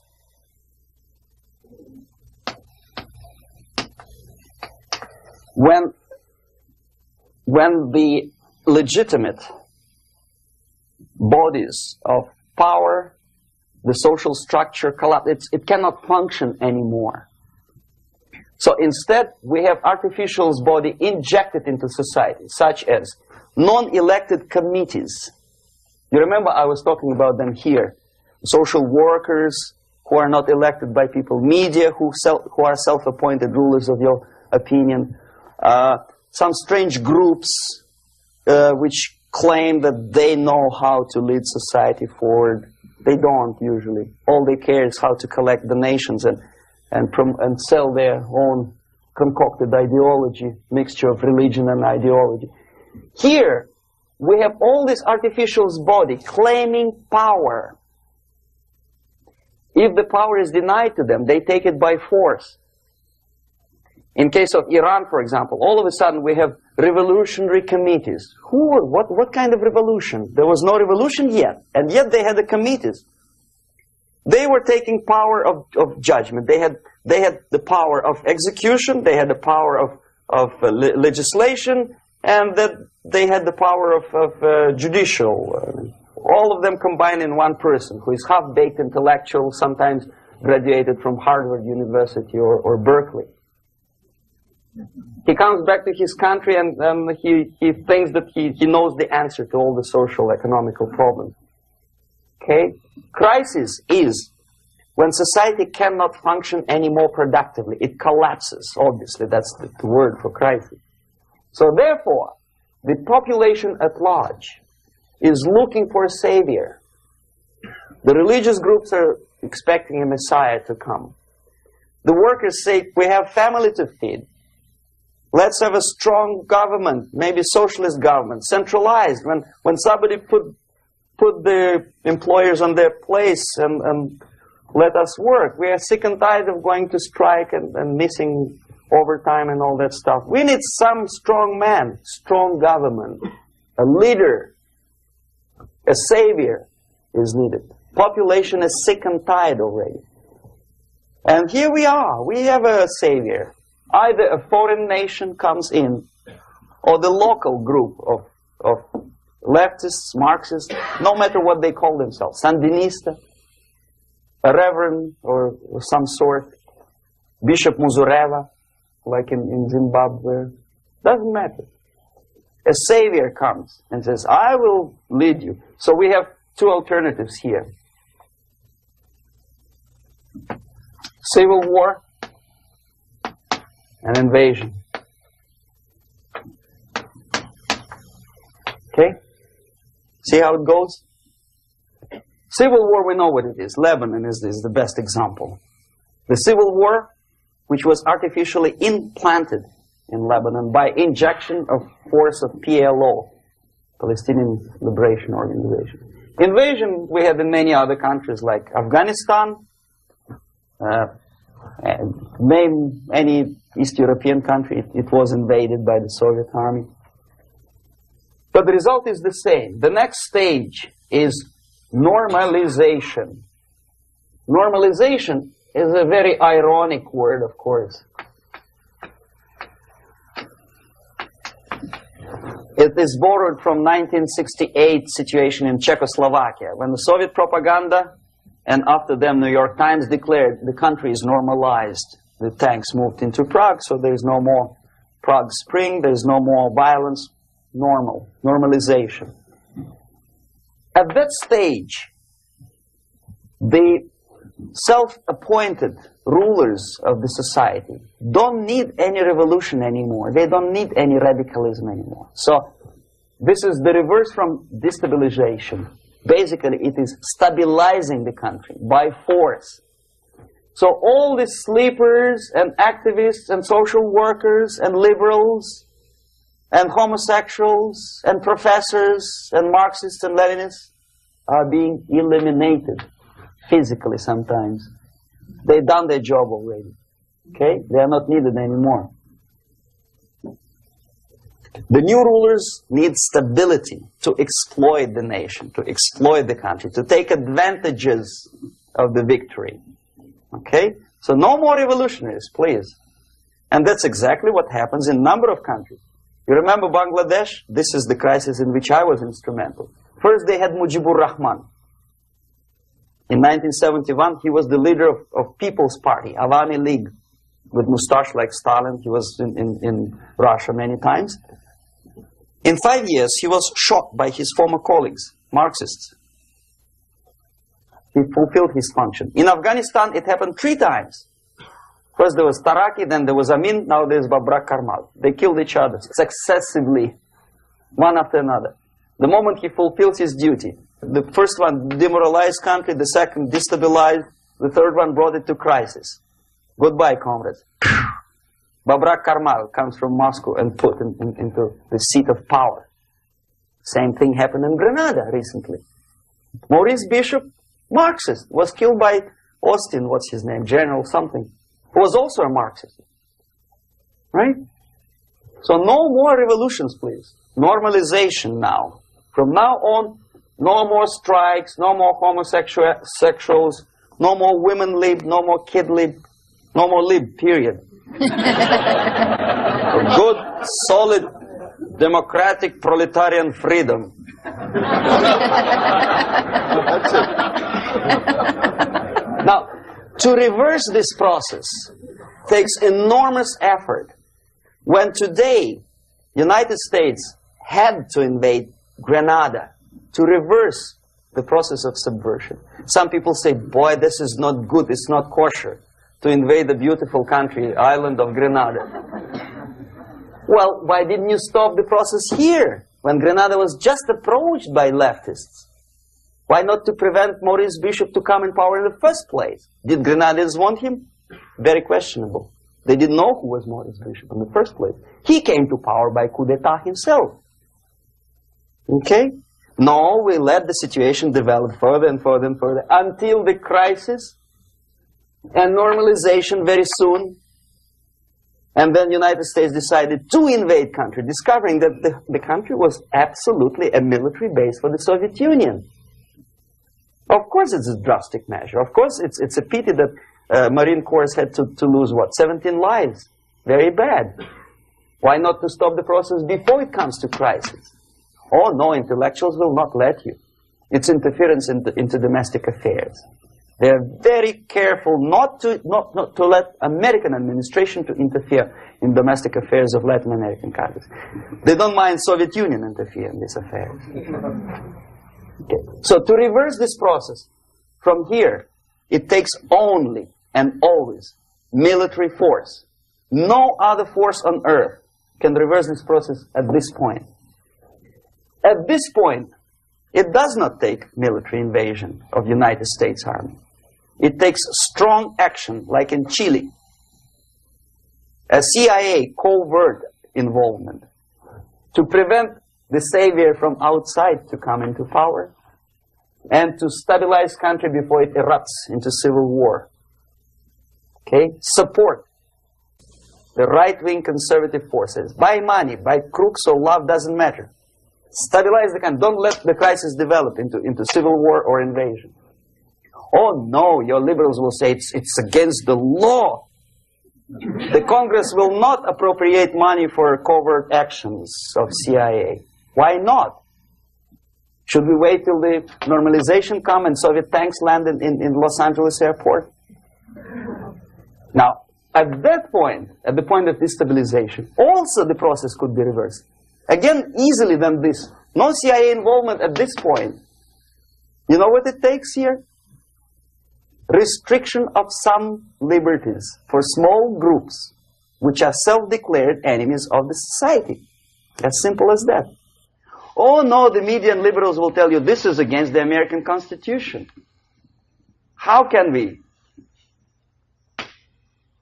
by force, deny the civil rights to criminals, for example? It's not good. Okay? So we allow them to. Okay, if you allow the criminals to have civil rights, go on and bring the country to the crisis. This is a bloodless way to do.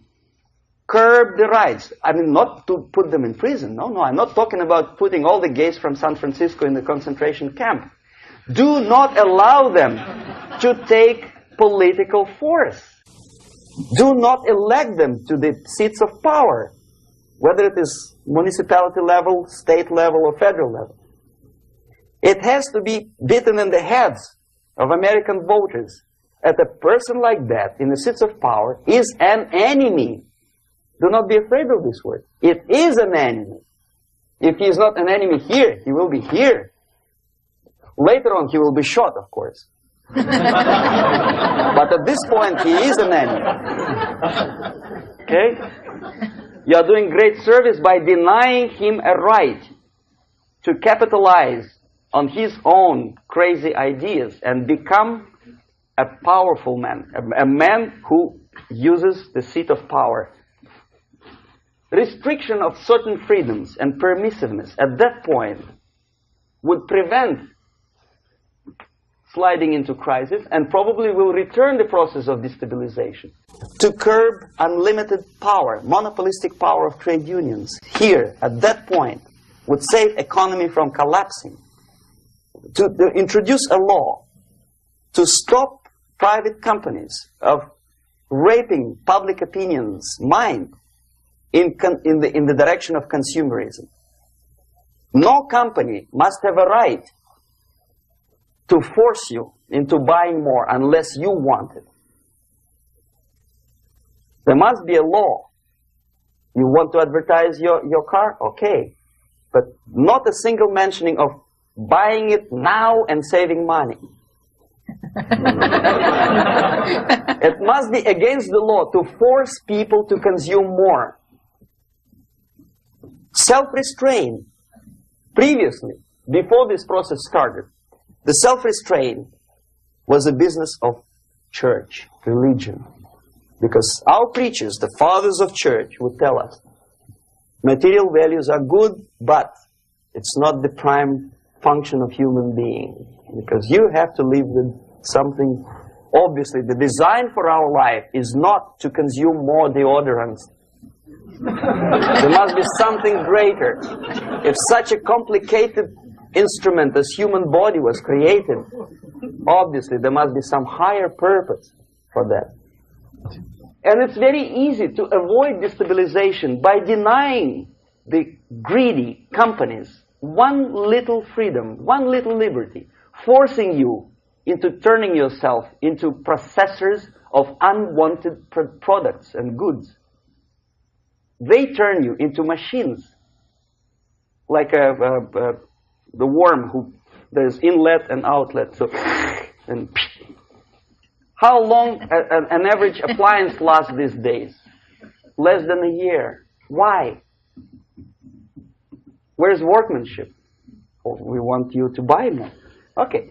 Destabilization process could be easily overcome if, as I say, the society, by its own will or after persuasion by the leaders, will come to the idea of self-restraint.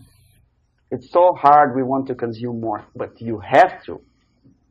Unless you will come to this stage, when, as we say in Russia, if Sahara Desert ever becomes a communist state, there will be shortage of sand.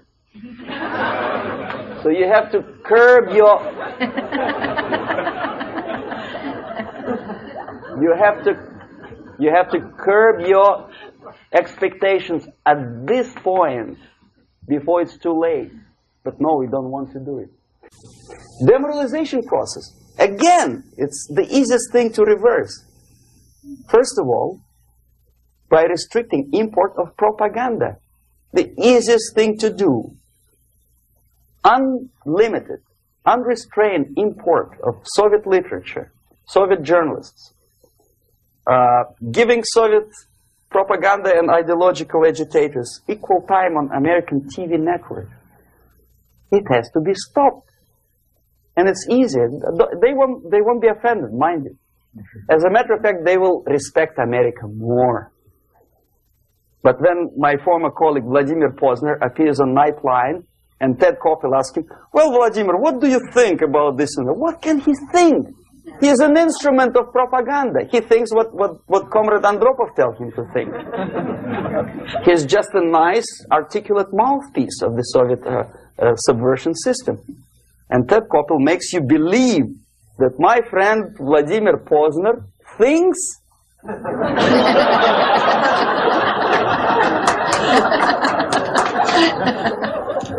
the process of demoralization may not have started at all if at that point the country, which is a recipient of subversion, actively, not violently, but actively, prevents importation of foreign ideology.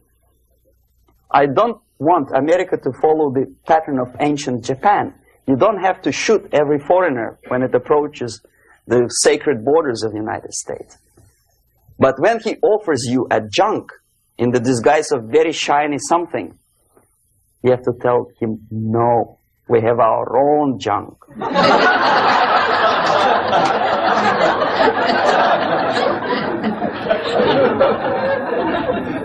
If at that point the society is strong, brave, and conscientious enough to stop importation of ideas which are foreign, then the whole chain of events could be prevented. Recently I've been to the Philippines, and I was shocked how in big cities like Manila, children listen to deafening music. A melodious nation with long traditions of good, nice ethnic music, introduced by Spanish long time ago, maybe 2 centuries, 3 centuries ago, I don't remember how long. All of a sudden listen to musical garbage, blasting their radios at full blast, at full volume. Why? In India, I spent many years watching the reactions of Indians walking out of movie theaters after seeing Hollywood production. They couldn't figure out why Americans are so wasteful. They smash their cars, their shiny cars, every 5 minutes. How come they shoot each other for $500,000? Is it true that they're so obsessed with sex? Can you imagine showing a movie where each 5 minutes there's a copulation on the screen to a country like India with long tradition of respect to these private matters, or to Pakistan? And United States expect these people to respect you? No way. Oh yes, they will see the movie, they'll pay 5 rupees to see that garbage, but they walk out and will tell their kids, don't respect Americans, don't be like Americans. See? So, the process of demoralization could be stopped right here, both as an expert and as an import. And that takes one step, one very important thing to do. You don't have to expel all the KGB agents from Washington, D.C. The most difficult and at the same time the simplest answer to the subversion is to start it here and even before, by bringing back the society to religion, something that you cannot touch and eat and put on yourself, but something that rules society and makes it move and preserve it.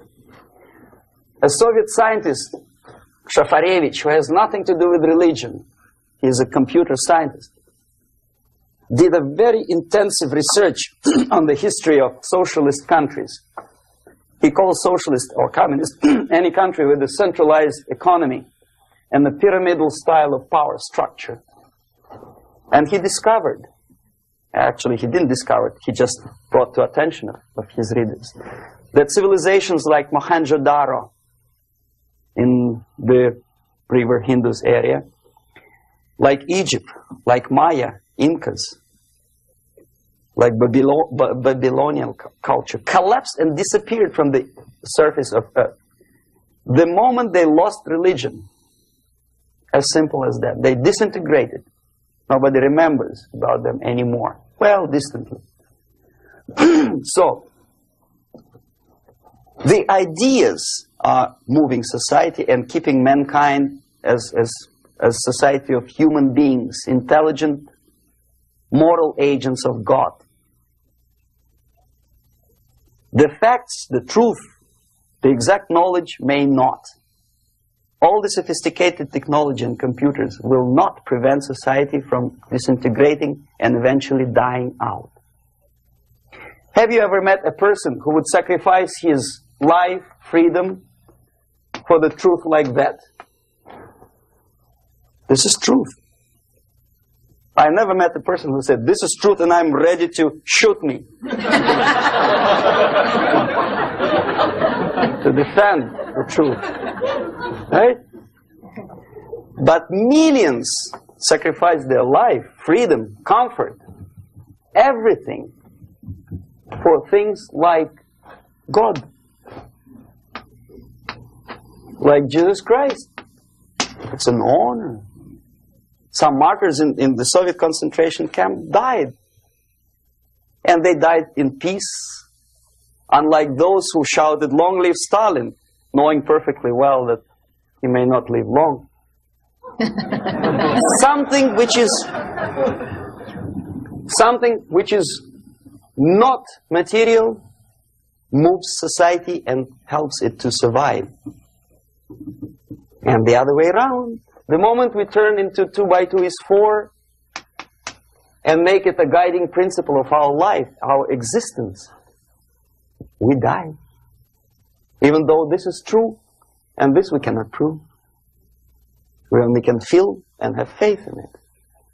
So the answer to ideological subversion, strangely enough, is very simple.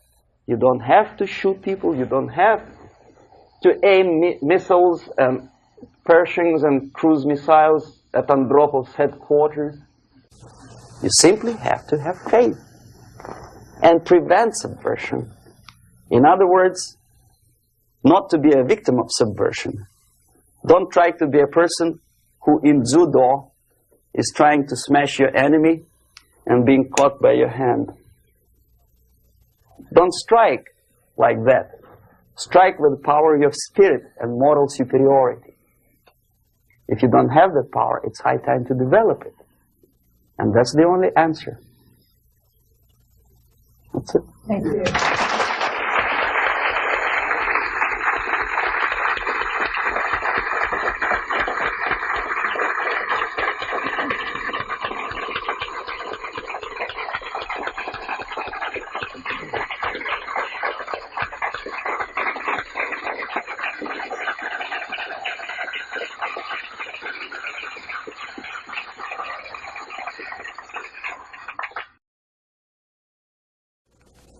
Can you describe how a concept is formulated, turned into propaganda, and then ends up on someone's bumper sticker or in a newspaper? What's the step-by-step process? The other thing is, how close is the Politburo to the actual propaganda creating process? And finally, the 007 incident was notable in the fact that it took a long time before the Soviets responded to it, and then the military took the lead in terms of explaining what had happened rather than the political organs. And I wanted to know why that actually happened. Okay. Now, the propaganda concepts are not being developed. They had been developed long time ago. There's nothing basically new in the concept of overall propaganda methods and goals. The ultimate goal, however ridiculous it may sound, or primitive or simplistic, is the world domination. Many experts in foreign policy would ridicule my opinion, but this is what it is. I saw it with my own eyes. I was a part of that.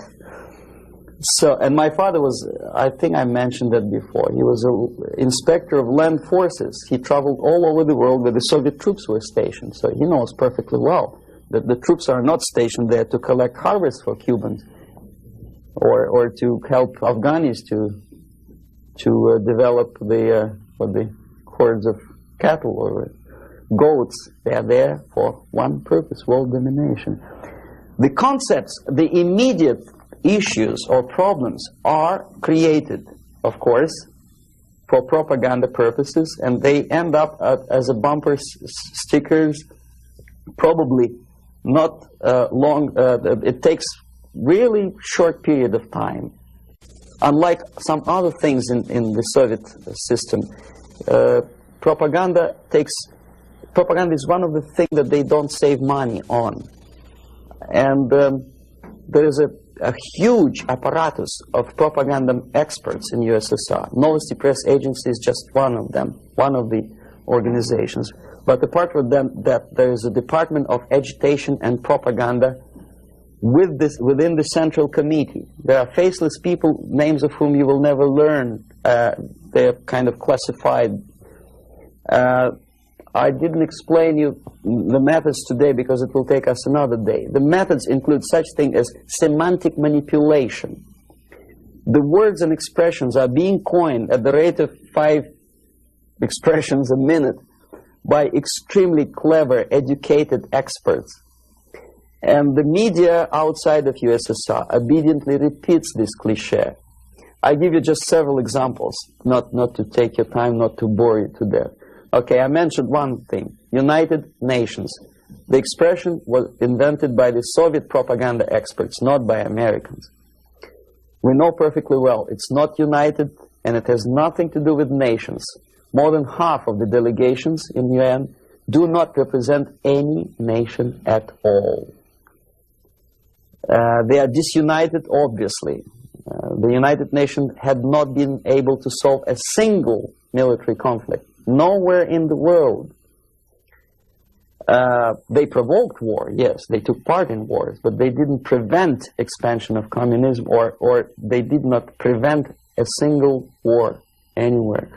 So the true expression, the true term for United Nations could be disunited bureaucracies. Okay, another cliché which was coined in Moscow by experts of propaganda. National Liberation Movement. It's not national because most of the leaders do not necessarily belong to the ethnic group which they lead, number one. Number two, they are unpatriotic and unnationalistic because they obey orders from a foreign country, USSR. Okay? They are trained in USSR, they are paid by the Soviet system, and they work in the interests of the Soviet system. Liberation. Whom they are liberating? Who is being liberated? And movement. Movement, we understand, is something which moves, unlike something which is static. National liberation does not move. It's a war. If you call war a movement, probably. But it has nothing to do with the concept of movement in American terminology. It means a legitimate, overt, organized, voluntary movement. Right? I presume your church or your organization is voluntary. Nobody keeps you here by force. Okay. National Liberation Movement is an army of bandits, professional bandits, which are kept within the framework of the movement by force. If they betray, it's like in mafia, they are going to be executed. Okay, another example of semantic manipulation is free medical aid, for example. You think it's an American democratic expression? No way. The term was coined by the communists long time ago, at the time of Comintern. There's nothing free in this world. Everybody knows it. Least of all, medical aid. It's a very expensive thing to render medical assistance to other people. Somebody, sometime, somewhere has to pay for it. Who? Taxpayer. Obviously. There are many other things that are being coined by the Soviet propaganda apparatus. Unfortunately, see, if I call myself a genius writer, for example, Los Angeles Times would not call me that, right? They will call me a strange, crazy Russian who calls himself a genius. Then why the hell they call liberation movements what they call themselves? Just because they are many? The logic is twisted. The stickers on the bumpers, I don't know. It depends on the ability of local forces to toe the foreign policy. How close is Politburo to implementation of propaganda actions? Very distant. See, Politburo is a group of self-imposed dictators. They don't really decide anything. The only objective of their existence and their life and their struggle is to stay in power. Unlike American politician who has two objectives: first, to be elected, and second, to be re-elected. The Soviet politician doesn't have the first objective. He does not have to be elected. He just makes his way in the party structure all the way up. Re-election doesn't bother him at all. So the only purpose of his life is to stay where he is and don't rock the boat. They don't make decisions. The decision-making level are the faceless group of experts, as I tried to explain to you. And the Politburo gives only the basic directions, what to be done, and the obedient servants of the highest caliber, intellectuals, are dutifully developing these things. Some independently thinking progressive academics in the United States think that come socialism they will be able to preserve their integrity and independence. It's wishful thinking. They will become obedient servants of the system that they are trying to force upon you.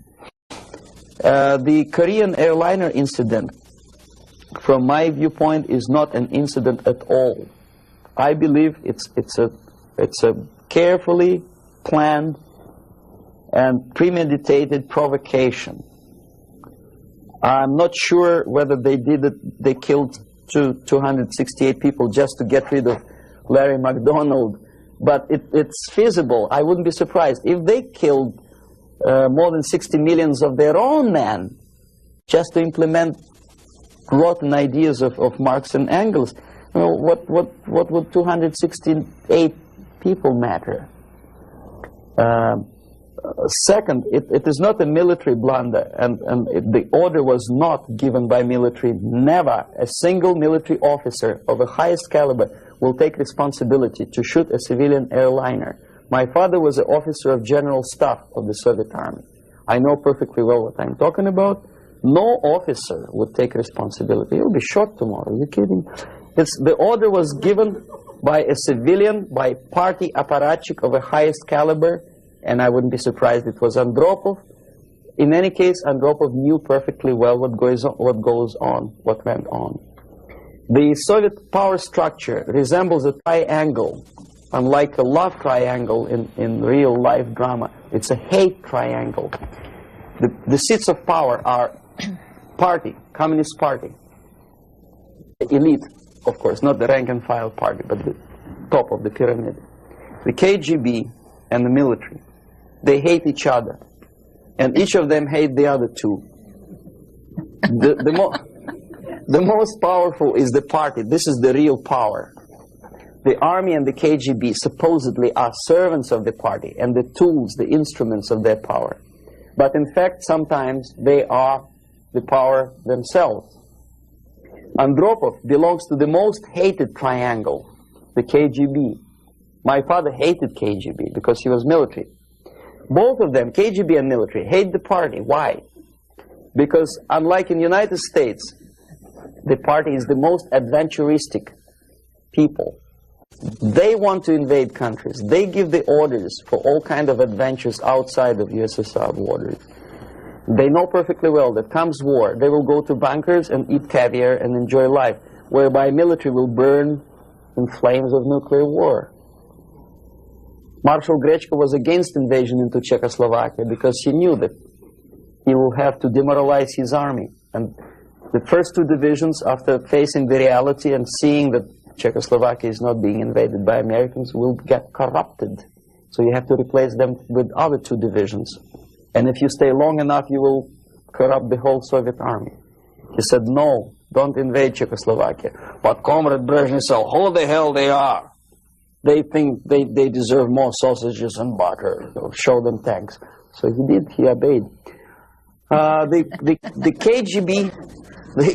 KGB and the army sometimes are in cahoots against the party. The recent rumor that Andropov was shot by son of Brezhnev is an indication that the other two corners of the power structure were really sick and tired of the Andropov's KGB purges. You know, there were purges. Many people lost their jobs, and some were arrested, and some committed suicide in the span of some 10 months since Andropov was sentenced to power. So that gives you an idea of the Korean airliner incident is premeditated provocation to create an international tension, because the only power on earth which is interested in provoking conflicts and preserving tension is the Soviet junta. That's the only justification of them being in power. If there is no enemy outside, they have to create him. If there is no war, they have to provoke it, to scare the hell out of taxpayers inside, and to keep themselves in power. There are so many theories. One of them is expressed by, I wouldn't say a friend of mine, but I know him.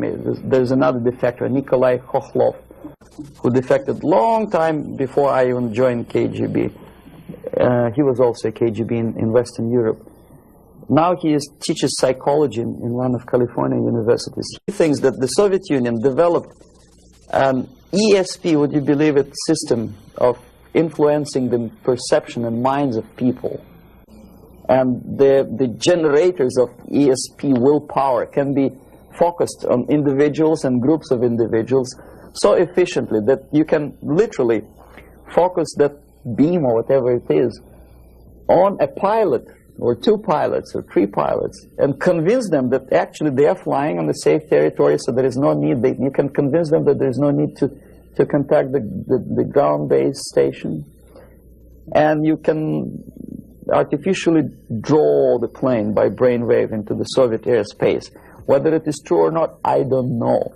But I know one thing, that when I was a student and I graduated from Oriental Studies Institute, one of my friends, he was an extremely intelligent Jewish boy. He graduated from the mathematical department of Moscow State University. After 3 years, I returned from India for vacation, and I met him in the during the reception at the Academy of Science, and I said, "What are you doing here?" He said, "I'm working in a secret research bureau." You know, the secret, which means basically defense industry, they don't have addresses, they have post box numbers. And I say, is it that much secret that you cannot tell me what you research? He said, "You wouldn't believe me, brain waves." And I never saw him again. ESP, which officially in the Soviet media is described as a pseudoscience and decadent capitalist gimmick to sidetrack the minds of proletariat from the real issues of class struggle. But obviously KGB takes seriously that pseudoscience.